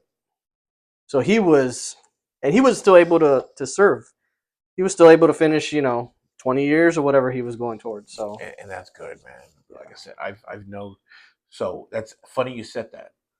In that same second deployment, one of my good friends, Christian Cedino, stepped in IED, lost his leg, and he still served out all the way to 13 years before he got out. Yeah. And that happened at his 5-year mark. Damn. And I mean, I don't know if you ever, I mean, I probably not, but in just in life, have you ever said something that as soon as you said it, you're like, shit, I fucked up. I shouldn't have said that. Oh, yeah. Yeah, many times. Yeah. I did that. That's a part of being too honest. So my friend Christian Cedino steps in IED. I hear somebody go, Dino, no. And I'm like, fuck, it's Dino. And I told Klein, again, people know my team at the time during that deployment, they Klein, stand here, keep an eye on the team. I'll be back. I fucking run as fast as I can. I grab Doc. I'm like, come on, motherfucker. We got shit to do. Yeah. Like, let's go. Right. And this time I'm not a fucking team leader. I mean, I'm just a team leader. I'm not a fucking, I'm not a platoon sergeant or anything. Right. It's just me. I mean, Sergeant Garber sees me running with fucking, with with the fucking medic grabbing him from the inside of his fucking ops core, fucking dragging him with me. So he sees me run, and he's like, "The fuck?" And I'm just a team. I'm just a team leader at this point. I'm not a fucking, But I think that's where Sergeant Garver saw, like, man, the potential this guy has is fucking great. He cares about the guys. Mm-hmm. He's tactically sound. He's morally straight, physically strong. This dude's gonna do great things for the Army. And I grabbed him and I brought Doc Webb there, and so it's time to work, Doc. Let's go. And fucking Doc opens up his shit, and I see Dino and a fucking 2-foot quater in there, and I grab him. And the first dumbass shit I said, like, bro, you can't even tell nothing's missing. Fuck. I should have said that. Oh. Like, you can't even tell your foot's missing. I'm like, fuck. Dude, I put my foot in my mouth so bad. They're like, you can't even tell that shit's missing. And I knew I fucked up because, like, if you're Doc, and I was me, because this is the exact same place we were, like, looking down at this rug, he was like, yeah, I was going to say, that's exactly what I've been like. Doc was like, so he looking at me, he's like, you can't even tell your shit's missing. And he's like, fuck. He's like, I was like, okay. And I grab him, and so I held Doc, right? Doc puts a tourniquet on him. Was like, hey, you see that bone? Like, do whatever you can to get this big ass ace wrap and wrap that motherfucker around. It's like, all right, cool. He fucking overchecks my work. We started packing in those big gashes on the inside of his legs. Like, hey, I need your help now. Yeah. For real. Take your gloves off. Oh shit. It's like, all right, like, take this gauze and pack it into those massive not lesions, but like lacerations. Yeah. They pack this fucking gauze in those lacerations as tight and as hard as you can. Oh, I bet he was like, motherfucker. No, he couldn't feel nothing. He shoved a fucking morphine lollipop in his ass. He shoved that morphine lollipop on him, and he was like, shove all this gauze into all the lacerations you possibly can. Like, it's as deep and as packed as you can. It's like, shit, I'm just fucking stacked. I'm just shoving. And I'm thinking I'm, like, doing enough, right? I'm thinking, like, okay, I'm not medically trained. I know enough that he trained, or he was giving us these briefs, but I was like, okay, I think that's, I'm putting pressure, but not like, apparently I wasn't going hard enough, because he's like, all right, let me see what you're doing. Oh no, bro, you can still fit. You can still pack that shit way tighter. And I'm like, what do you mean? And it looked like, dude, I'm gonna use this as an example. It looked like he was like, like giving it, like shoving it in there hard. And I'm like, he's like, I need this to be packed tight, like tight. Not like not tight. Not like, oh, that looks good. Like, no, yeah, dude, he was like, getting it in there, like putting kind of his body weight behind it. I was like, oh, shit. I was like, all right, I guess it's not like, he's like, you ain't gonna feel it, just do it. So I fucking packed it, dude. Must have used I don't know, like 6-7 rolls. Yeah, I was gonna say, of fucking gauze. It was like 6-7 rolls of gauze. You're surprised that doing that shit. Right? Yeah. Yeah. Then we get fucking ace wraps again. Those big square ace wraps, and we start wrapping that shit up. Put them on the fucking Polis litter. Just to get them out of there. We get my fucking medevac in the fucking weed field. We just clear out some fucking weed out of the way. And fucking lands there. Throw him on that bitch. He takes off and continue mission. But man, I remember, and I think I have that video too. As soon as I saw him go, I had he had a big ass fucking like Bowie knife. I had this Bowie and I fucking like chugged it to the ground, and there was this mud wall. I fucking punched it, and I remember that my platoon sergeant, Sergeant Anderson, comes and he's like, hey, I don't need that shit right now. I know you're mad. I know, man. I think that was one of the first times I actually cried because somebody got hurt. Like he slept underneath me because he was older than me. Mm-hmm. At that time, I was like, I don't know, 21. He was like 34. Oh, damn. Yeah, he was 34. So he slept in the bottom because he was an older dude, or whatever. So I slept on top. You know, so we seen each other every day, and that was the first time I ever cried, and I was I would have fucking too, mad. man. Honestly, And because well, go ahead. he's like, hey, I don't need that. I don't need that right now. I need you to be switched on. Switch it on. Wipe the tears off your face. Gotta get back out there. We're not done. I was like, fuck, he's right. Wipe the shit Yeah, off and save it fucking. for later. Yeah, No, man, I didn't cry after that. yeah. I I was never gonna cried say again. Never cried again, no matter what happened. Never cried again. it's crazy how like that's it's like it gets in there, right? Because one thing I'll always remember, and this was in core school. It wasn't even I didn't even see combat yet, but one of the instructors, he was a greenside corpsman. They all were, all the guys, and he was telling us, look, when you guys need to get this in your heads, when things are going to shit out there, and everyone's losing their minds, you cannot, because if Doc's losing his mind, Yeah, we're always looking at, that's yeah, 100%. We're always looking at Doc to be that cool, calm, collected person to be like, hey, when you're working on a patient, and I think that's the same thing. Like when my wife is working on patients, yeah, she's the cool, calm, collected one. Like, hey, my wife needs to be on point, and I know my wife's on point because I mean she tells me stories from other nurses that are way younger than her that are fucking losing their fucking mind, and my wife's kind of have to be like, hey, yeah, calm the fuck down. Like, uh what the huh, fuck? Let's go. yeah, He's depending on us. Stop this shit, right? My wife is, again, I would die. My wife's the best medical professional I've ever met in my life, right? No offense to you, bro, right? But just, she gives me pussy. got that on. Who got that on? So, um, but it's just that it's true. Like we look to you guys to ensure, hey, if I'm missing my leg, like God forbid something happens and my leg is missing, and you're here and you have my belts are right in this closet, right? So it's like as long as you're like, hey, don't worry, with these belts, I make your tourniquet. I'm gonna calm down a little bit. But if I start seeing you freak like, oh my god, oh my god, oh my god, what the fuck is going on?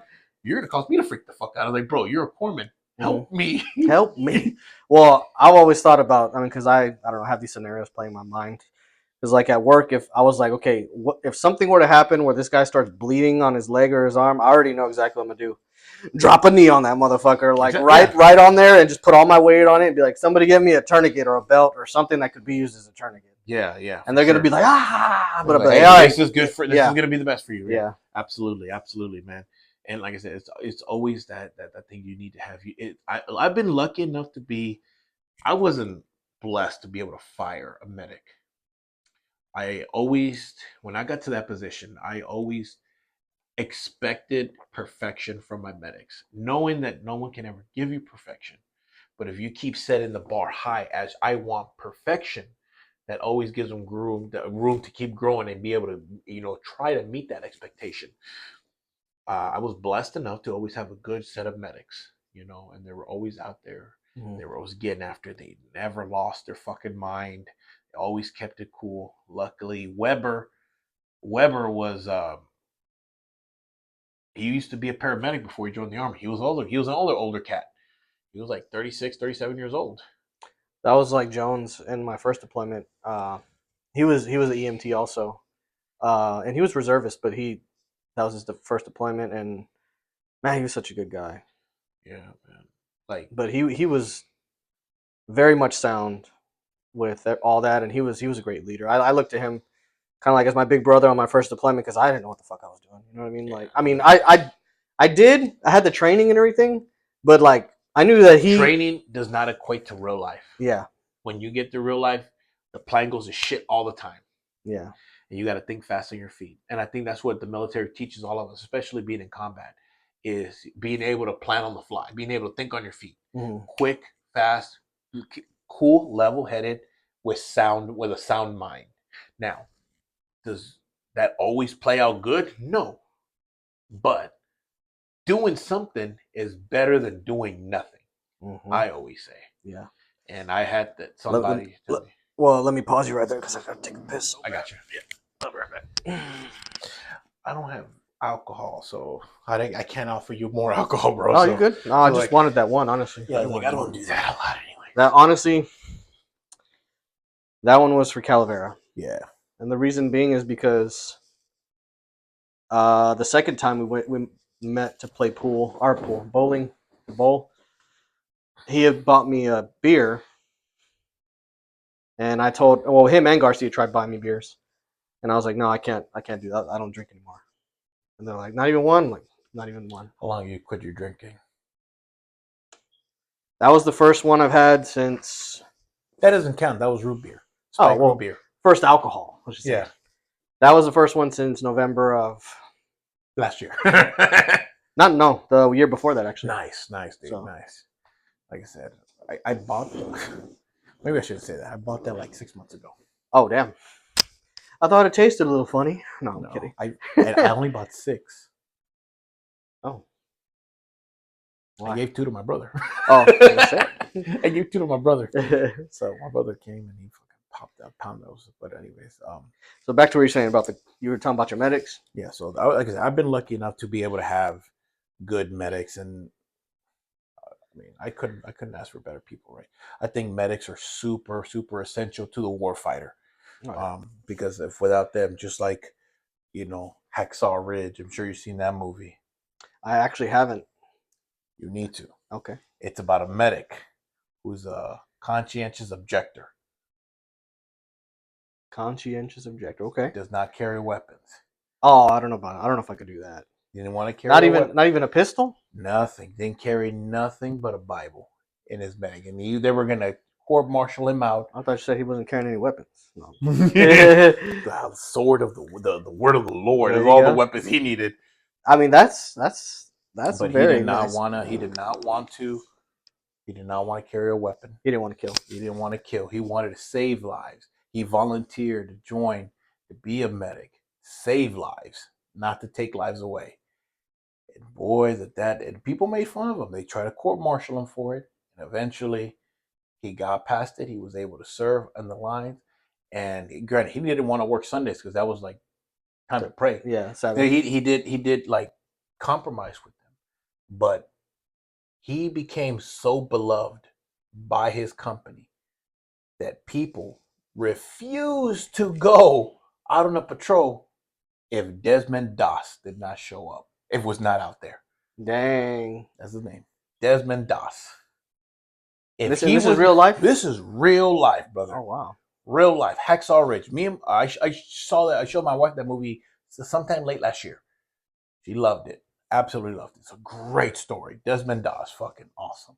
Okay. I'll have to check it out. He says, and this was before he died. He said that he saved approximately 150 people. Now, don't quote me on this, but I believe the Army accredited him for like 183. Oh shit. Right? So, and I mean, this dude was. Now, granted, the movie is a little over the top.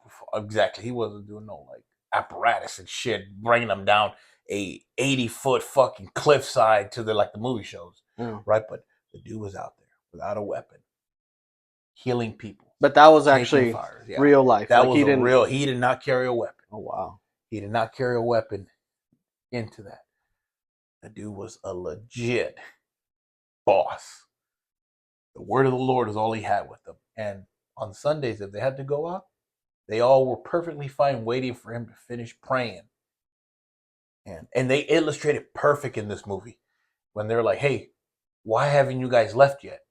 They go, I think his name was Corporal Doss. I think in the movie he's a Corporal Doss. I don't know what he was in real life. They're like, oh, Corporal Doss is not done praying.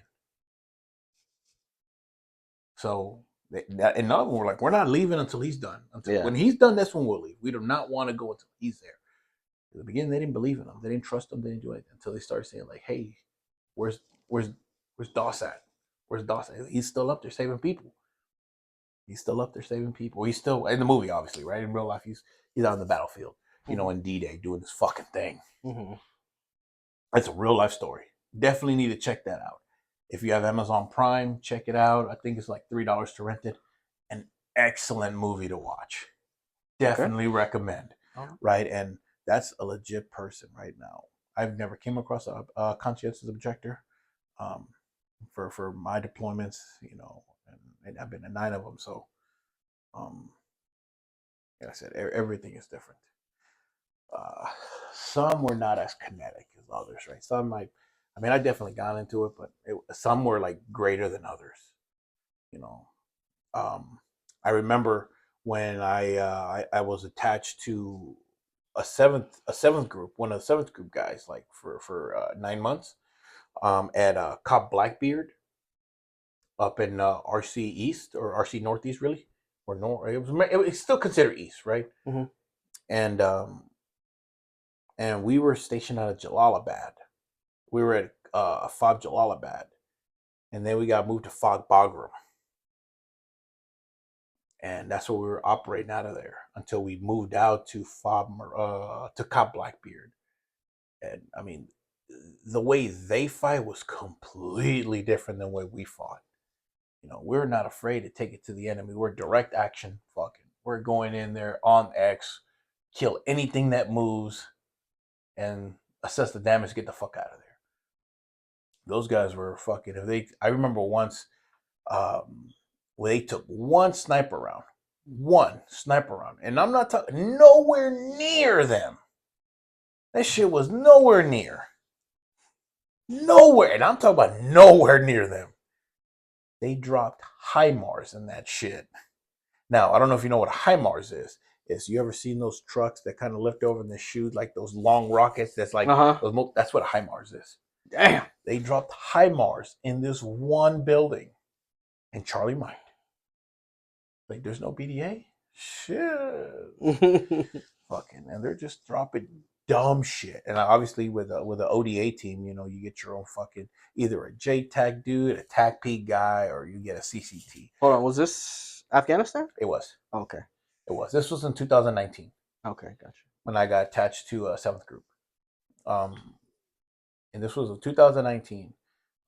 And this was to the old guy that I was talking to you about, Nick, the old Italian dude. Okay. You know, tall Italian dude, Nick, and you're like, oh, big dick Nick. Yeah. Yeah, okay. So this was 2019. My last. Why didn't you lead with that, man? My last deployment was 2019. That was my last deployment. That was my last and final deployment. Your last hurrah. Yeah, that was the last one I went on, and yeah. So remember, Nick was not afraid to drop anything and anywhere, whoever, fuck him. I learned a lot from Nick. Granted, we're two separate entities, two separate teams. You know, he operates one way, we operate a different way. But I learned a lot from them. They were fucking awesome dudes. They were always willing. They were open to constructive criticism themselves. They were giving us criticism as well too. So we were always working great with them hand in hand. And when they go out, hey, let's go out and fucking go kill things. Now they didn't want to do it the way we wanted to because it was a little bit riskier. But hey, we do this for a living. We were always direct action. They're not direct action. They wanted to drop bombs. There we go. And they had. I kind of like that, man. Now, they had a JTAC guy. They didn't have a CCT, a combat controller. Okay. Right? But most of the time, a CCT is only really reserved for tier 1 units. Right? So you either got a JTAC or you get a TAC-P guy that's going out with us. TAC-P, the Tactical Air Control Party. Shout out to Nick. Big Dick Nick. Big Dick Nick. You know, and yeah, man, that was actually pretty legit, you know. And every time we go out at night, there's always a Spectre gunship rolling, ready to go, and we got, you know, AWTs, air weapons teams. We'll have AWTs out there with us, and you know, kind of like hanging out like 2 clicks back, just so we can draw up, you know, get the little flurry going, and then when we start getting, you know, people start shooting at it, here comes the AWTs there that just 2 clicks back, boom, just start fucking mowing down anybody that moves, and they're like, all right, let's go. It must have been so badass to like have like work with the air units like that and just see it's them. It's actually nice to see like the fucking 30 mic just. Oh, dude. Now, like, how American did you feel when you saw that? I was bricked up. You were bricked up. I was bricked up without Viagra. Right. So, the coolest thing we did, we were doing this clearance mission I can't remember where the fuck we were going to, but we were in the valley, in a really small valley between, and for the people that don't know, a valley is generally in between two major ridge lines, and the low part of the ground will be the valley. So if you take your hand and you kind of do it this way, this is a ridge line, and then this will be considered a ridge line. The area right here is a valley, and we were rolling through I guess you'd call it a dried up creek bed in the valley, very prominent for IADs. But we had Yeah, they're like choke 1.1. points, aren't they? Or like... Yeah, definitely shouldn't have been there. And we were rolling with MATVs. I can't remember what that stands for. We had Humvee 1.1s. I remember that the Humvee 1.1s, I don't know if you ever saw, I don't think you saw it, obviously, because you weren't in that I long. don't think so. So the 1.1s, unlike the normal Humvees, where the steering wheel's on the right, the steering wheel's in the center. So you add an extra person to the Humvee. So it'll be like if you and me are here, the driver's in the center, you're the TC on that side, I'm the TC here. I still got 3 guys here, and I still got a gunner. So I'm assuming the driver never leaves then? No, the driver is a permanent party there. Oh, wow. And I mean, that's just and for the ODA team, That sounds like it's more efficient. and for the ODA team, it's their youngest guy. Okay. Generally, Nick would always put his youngest dude, which was his Echo 2. His Echo 2 was there. And he put his, or sometimes, just to get us out of there one night, we'll get one of our privates and we'll throw him in there. So you can get all his operators. So that was a Humvee 1.1 or something? It's a Humvee 1.1. And it's like, so it's there. You still got a gunner. So, and Nick toward the back end, he would have only our privates be gunner driver. Mm-hmm. So we can have all his operators on the ground. Damn, that had to be cramped though, man. Not really. Because it was a little bit longer on the chassis side. It was a little bit longer on the chassis, but there's no trunk space. Yeah, because I was gonna say, and you're pretty cramped in there, so it's not like we had this much room. It was literally like, you're the driver and I'm here. So you're like, okay, right? So, but what that allows is now you have a full 5 guys dismounting. Yeah. Anyway, so 4, right? Because the gunner stays behind too, right? You got 3 guys back there still. What the 3 guys? The gunner's platform is actually hanging. So you can have somebody there. So we will fit a guy. Most of the time, they would just put ammo between that empty space. But this particular time, they shoved in the fucking somebody there. So you had somebody to be there. You're right. And let me ask you something. Well, you ever fall asleep in the Humvee? Fuck yeah. I'm not going to sit here and lie. I would always be. Because I would usually be behind the driver, right? The gib, the guy in the back. So I'd be like, sometimes just drooling on my... Dude, I don't know if you... Dude, I don't know if I ever told you this. This is a true story. This is my first deployment. All right, so we were out for... God, I don't know how long we were outside the wire for. Because normally we would come back. But I think we had to cover... we had to gain more battle space because this unit ended up going to Ramadi, I think. And we had to cover their battle space. It was, I think, for tracks or something. Mm-hmm. Anyways, so we had to stay outside the wire for like... God, I want to say it was at least... couple weeks or something like that. No showering or anything, but just baby wiping it. So we were fucking stanky. Doing the whore bath. Yeah. So anyways, I just remember there was one time where we were very, very sleep deprived. And it was early in the morning. The sun was just barely rising. We were going through the market area. There was nobody there, thank God. But we all fucking fell asleep, dude. Including the driver, including the vehicle commander, the gunner. We were all just... And we started drifting to the right, and they got on the radio. Hey! I think we were Red 2. That was our vehicle name. Red 2. And then my sergeant, he was like, hey, everybody, wake the fuck up! Like, oh shit! That was hilarious, man. So I've never fell asleep in a I should have been more specific. I've never fallen asleep in an actual mission because, for one, we don't roll in Humvees. Oh, okay. In training? Yeah, we were all on weapons company. Everything's Humvees. Yeah. Mm-hmm. So I never fell asleep on Humvees in an actual patrol because we don't use Humvees. We don't roll in Humvees. If anything, we roll in Strikers. Right? And fuck yeah, I'm asleep in the back. Right? But in Humvees, I would only we would roll with them in training back in the rear in garrison, and fuck yeah, I'll fall asleep. But yeah, dude, I will fall asleep on the bird on the way to the target.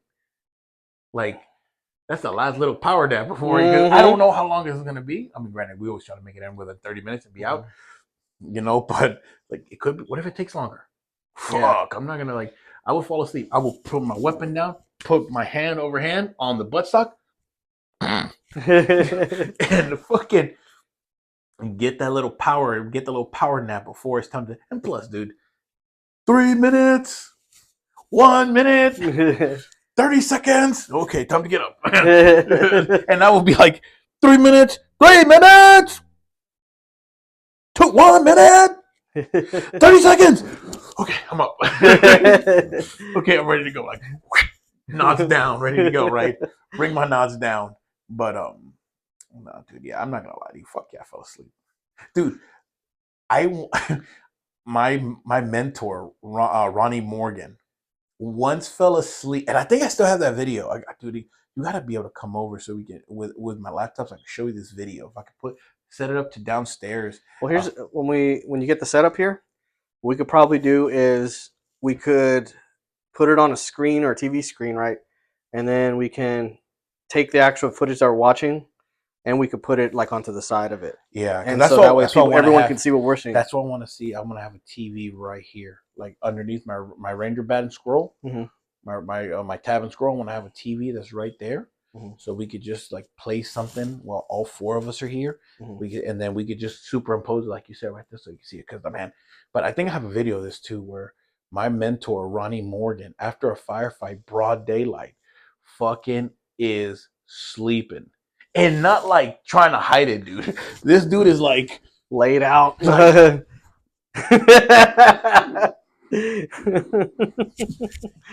weapon to the side, like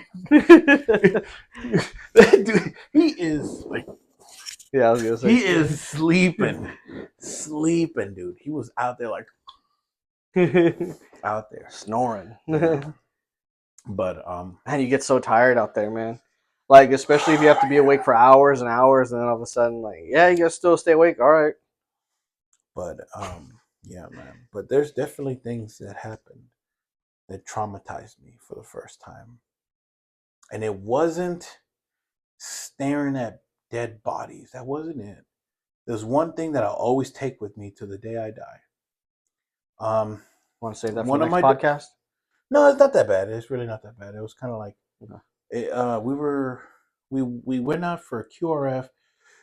So one of my deployments, our commander, his brother, was a team sergeant for some ODA. I don't know what ODA group he was in, and he happened to be kind of operating in the same AO, not in our AO, but we were on the brisk of the end of our AO, and so they were in contact with each other, and he called like, "Hey." Our CO's brother happened to call like, "Hey man, we need some help. We're in a bad way. We need some help. Can you come help us?" And since we were in a cop at that particular time, he's like, "Fuck yeah, give us 20 minutes, we'll be there." At this point, we couldn't take birds. We had to take MATVs. So he got a platoon. It happened to be my platoon. And he's like, "Hey," he fucking ran to our platoon sergeant. This time it was still Sergeant Anderson at this point. He's like, "Hey, Anderson, you and Caraway, I need you guys to have 4 fucking figs ready to go. If you can get 5, do it. We're leaving."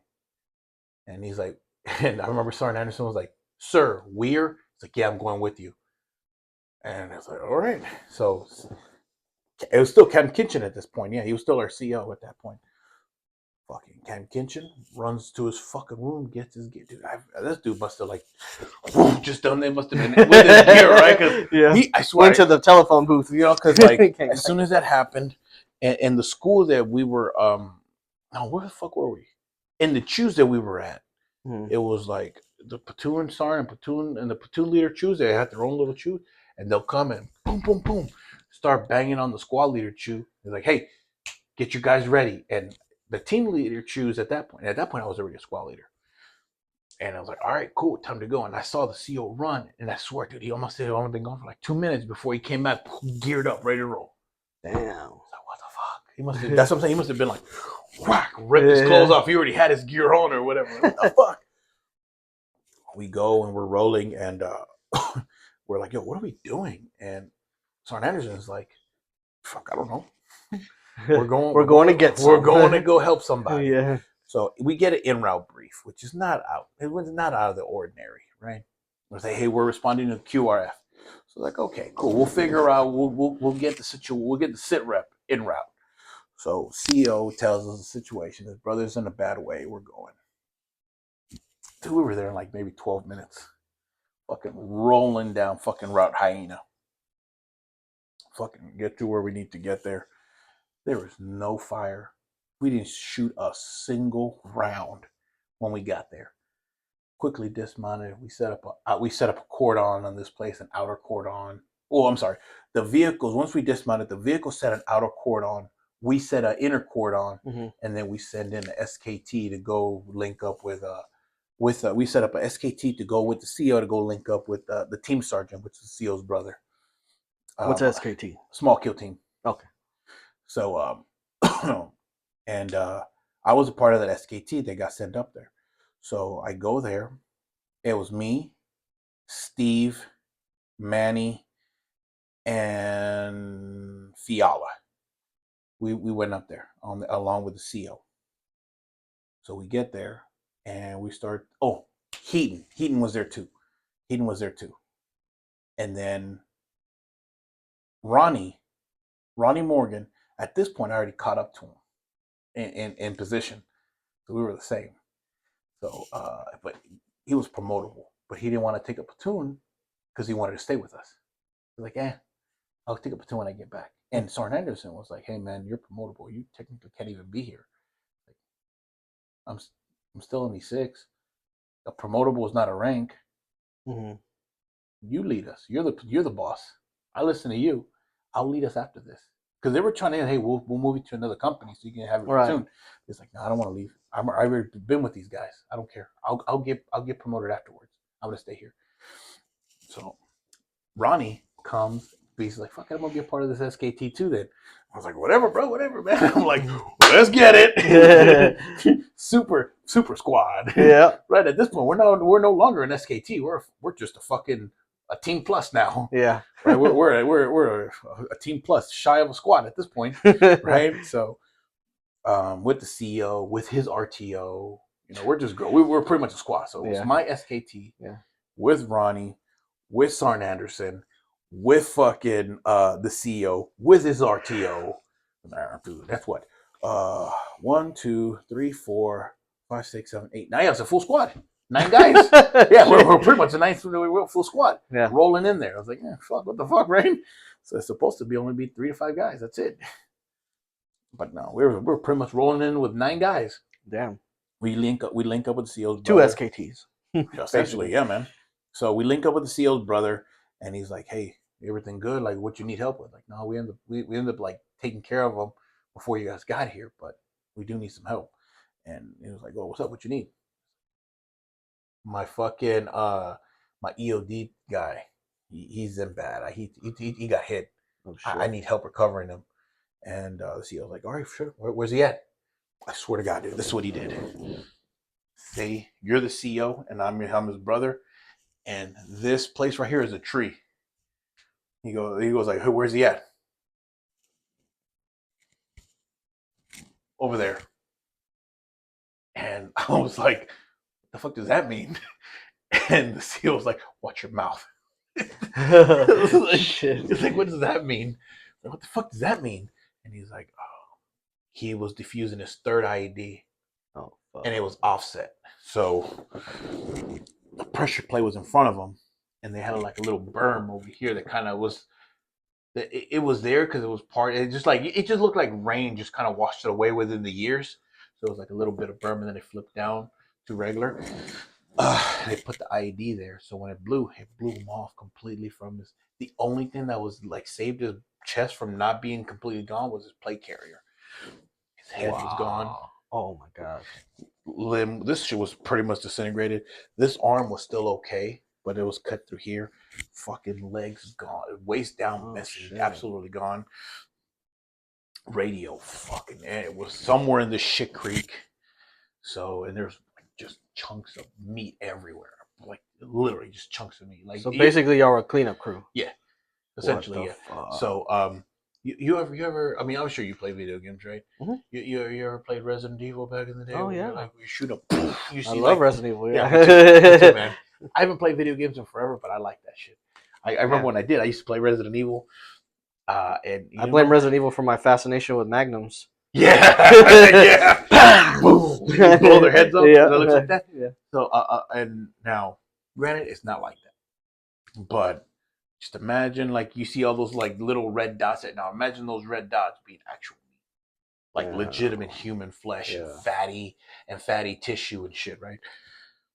So, um, I'm briefing my guys on what's gonna happen because it's Anderson, Sergeant Anderson, Ronnie, me, the CEO, his brother, Mhm. and they're briefing us. And then Lieutenant Caraway comes over and he's like starting to get a brief on what's going on too. And Captain Kinchin is telling him what's happening. Or Major Kinchin is telling him, sorry, Major Kinchin was telling him what's happening.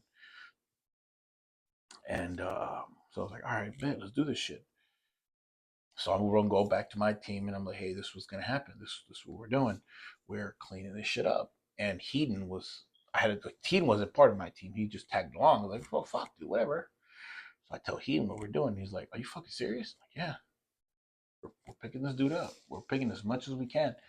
And the CEO's brother came to us and in the softest, most like gentle voice, like, hey bros, he called us all bros. Hey bros, can you guys please just go pick as much as you guys can? I don't care if it's a little bit, a little piece of meat on the ground. Like pick it up. I don't want to leave him. I don't want to leave anything for these motherfuckers to desecrate. Like anything. It doesn't matter how little it is. I need everything. Everything, please. Please. I was like, yeah, we got it, Sergeant. It's like, hey, my name's Jeremy. And I was like, all right, Jeremy. Yeah, all right. Thank you guys. Thank you. And he just walks away and he goes talk to his brother. I was like, man, that was the most gentle fucking thing I've ever like anybody came ask us. So we get there and I separate into teams of two and then one team of three. Me and Heaton happen to be walking. And then Ronnie comes and is like, oh, well, it looks like we're fucking cleanup duty. And I was like, yep. Heaton was an E5 at this point. And now we're looking. And then I'm seeing the meat on the ground. And it's hitting me like this belongs to a human body. I've already seen dead people. I've already seen them blown the shit up. I've already seen like body parts all over the place after they get mortared and they're just absolutely fucked. I've seen single, doubles, and triple amputations. I've seen fucking people bleeding out of their eyelids. I've seen that shit. But the like just meat with nothing behind it is it's something different. I'm like, oh shit, and to realize that like this was a human, and it looks like some kind of ravaged animal was taking over. I kind of like didn't want to pick it up.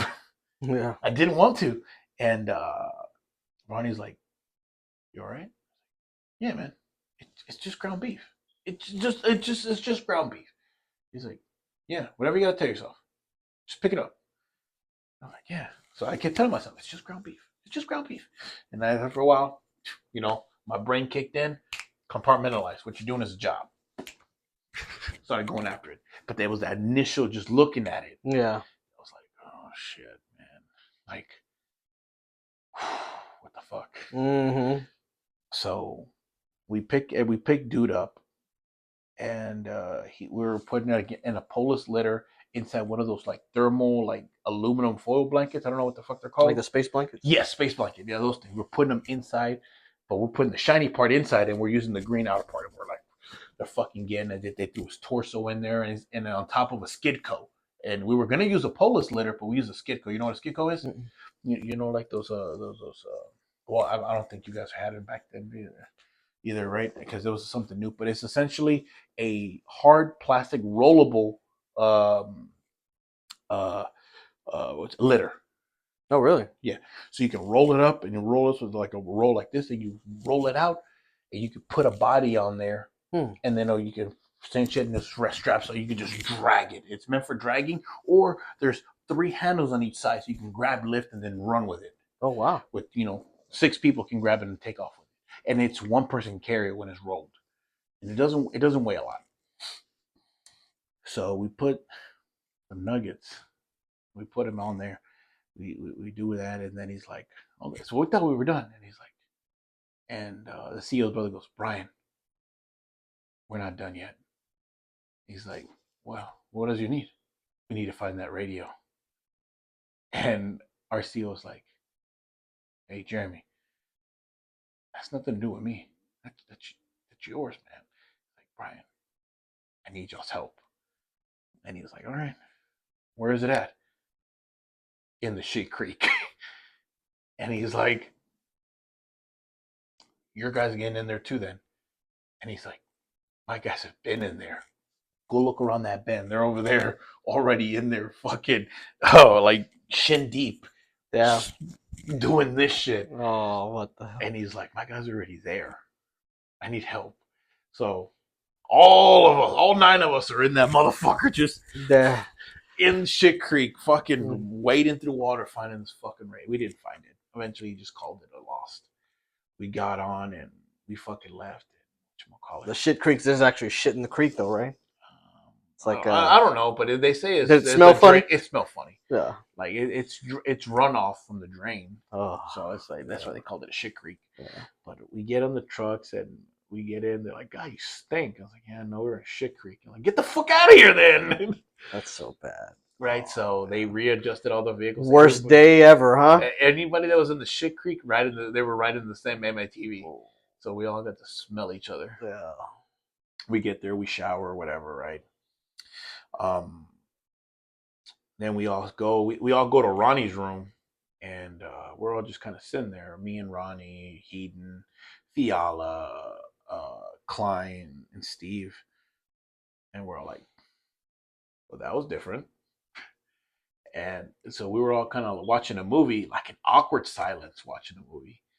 Trying to like not remember what you just saw. Yeah. By putting on a flick and act like you're watching it, but you're really thinking about what you just saw. Yeah, dude. Because nobody said nothing until Ronnie was like, well, that was different. Kind of broke the ice. Yeah, dude, and then everyone started laughing or what? Yeah, well, not laughing. Some of it was like, most of it was like, yeah. And that kind of broke the ice to be able to talk about what happened. And I mean, dude, I got to give so much thanks to Ronnie because Ronnie at that point, I think that was my 3rd or 4th deployment. Ronnie was already going on his 6th deployment at that point. Yeah. Right? He was already going on his 6th. And seasoned is an understatement. Yeah. Yeah, he was. He was already, he was good. He was good. And he was like, I learned a lot from him. A lot. And that's because he came to bat late. He started off in regular Army. Oh, damn. He went to the Pathfinder company, which is super fucking hard to get into. And he had orders there as a private to get there. Oh, shit. Right? So then he came. So he already had like 3 deployments by the time he got to us. So he was super good at breaking the ice and having us talk about what we saw, and it made it kind of like, okay, it's not that big of a deal. He would make a joke out of anything. Dude. It was so awesome. It was like, well, that was different. And it's not like he looked at us, but he was just kind of like there. And I remember he has a big like peanut. He was a big peanut person, so he had this thing in peanuts, and we're all watching. The fuck were we watching that day? I think we were watching 300, the first one, because that's the movie we love to watch. And he was there just. Well, that was different. Yeah. And eventually we turned the movie off and we all just talked about what we saw. And we're like, fuck yeah. Seriousness turned to laughing. Laughing turned to jokes. Jokes turned to, hey, we're hungry. Let's go eat. Yeah. You got to have humor, man, in those kinds of environments. Like, and that's why I always tell people, like, with the military, I feel like, especially if you've been in those situations, you get that dark humor. because you kind of have to at some point. You just have to laugh at it. You can't really, you know, do much anything else. You know, I mean, you could either laugh at it or just let it eat you up. Yeah, yeah, man. It was one of those things. We were like sitting there, and it was funny. And after that, we never talked about it again, but it didn't fucking bother us after that. And I was kind of like, whatever, right? And we would do so much. We would go on to see some more horrendous shit after that. But one thing that I did learn from that interaction that I don't think anybody else did is I think Ronnie, and he actually told me about. I called him last year. Can't remember when, but I called him last year, and we were talking about it, and he's like, D, I never would have thought I would have broke. I never thought I would have shooken you, but man, that day you were shook, and I could tell you were shook. How the fuck can you tell, man? I was like, bro, I'm me. Of course, I know everything. Like, literally, dude, he's just like, fucking me. I know everything. Like, I don't just piss excellence. Excellence pisses me. That's what he would say all the time. Like, I don't piss excellence. Excellence pisses me. I was like, dude, what do you got, dude? And what I learned is that if you just tell your guys that what they're doing, hey, it's a job, that's it, this is a job. And I always tell myself it's a job. I think that's where it starts eating them away because they can't seem to process. Hey, what we're doing is just a job. It's okay to talk about it. And especially that stigma, you were there in that stigma. They're like, hey, no, you don't go to sick call, you don't go to behavioral health. You deal with it like a man. Yeah. Suffer in silence, right? That stigma. And I think he learned with either going to his school, so he got a psychology degree. They're like, hey, it's okay to talk about this shit, right? And what I learned from that is like, as long as I talk to about what they did, and I give them some type of a confirmation that, hey, you're doing a good job, it'll become easier for them to accept what's happening and just keep moving. So what I would do is I would just like every time we got into an engagement with guys, like, hey, especially when I got into a higher leadership role, hey, pull them say, man, some good ass fucking shooting, bro. But they weren't right on top of each other, so try harder next time, motherfucker. Like, you know, it's like I was just talking to him, like, hey, man, that's good shit. You know, take a look at this. You did this. You did fucking awesome. Your training is what got you here, man. I need you. I need people like you because you're doing shit. And that will give them time and they'll be able to talk. And I hear them talking like, oh, man, so RD said that I did fucking good job. And, you know, he bring a smile on a Joe's face and he's like, oh, man, it's RD said I did a good job. Blah, blah, blah. And you would, and especially in that kind of world, there wasn't a whole lot of that. I saw the biggest change when I went to regular Army. When you tell somebody good job or some shit, man, you'll see those fucking privates like, oh my god, oh my god, oh my god, he just said I got like God just like it just make their fucking day, dude. And you might as well have autographed their cover and be like, hey, here, let me give you my jock strap and autograph this shit. Like, right? And like offer your mom to me or whatever, right? Right? But yeah. I would always get that. Oh man! and I would have loved to have been a drill instructor. I thought about doing that when I was in. I should have, being a man. drill sergeant was awesome, dude. But like I said, being able to just talk to my guys about what happened and what they're doing is a good job. I think open them up to be able to like, okay, what we're doing is right, and what we're doing is a job. Not it doesn't define me. And but yeah, man, that was just what I said. And once that happened, I kind of got into my ways, and you know, anything I did was just whatever. I kind of was an autopilot at that point. Yeah. When it's time to get into that mode, go to autopilot, and that'll take over when I'm done. Click the fucking mouse back, and then come in to find out. Seeing other dudes like John Shrek McPhee, the Delta Force operator, greatest warfighter that ever walked G1. In my opinion, I think he's the greatest warfighter. I think Tim Kennedy said it best that John McPhee is not. I think this is a rough quote of what Tim Kennedy said. John McPhee is not a good human to work for in garrison. He's not a pleasant human to work for in garrison. That's what he said. He's not a pleasant person to work for at Garrison. He's definitely not a person you want to mentor. You want to be like him to be like a role model in life. But he is the person that is behind glass that says, in case of war, break glass. And that dude was, um, again, wrote Singleton Missions. I don't know if you know who John Shrek McPhee is. He's the sheriff of Baghdad. Mm-mm. He went on Singleton missions. It was literally by himself with no one else. Like some solid snake shit, Some huh? solid fucking snake shit. Him himself to go get intel to be able to strike first when it was time to capture Saddam. Damn. Joe Rogan did a podcast with him. Oh Gary, shit. Yeah, it was a couple months ago. I'm gonna have to check that out. Definitely, it's great.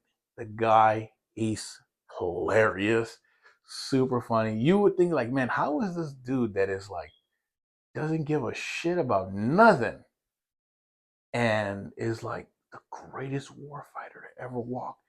Awesome instructor. He was a Halo instructor. Mm-hmm. He was he was Delta. So the way he came up in the ranks, he came up with first. He was in first bat. He was in first bat. Then went Green Beret. Then went Delta. Oh shit. Then he ended up leaving Green Beret because he got a divorce. And then especially when you're in those kind of when you get in those tier 2, tier 1 level units, if anything is messy, they don't like messy.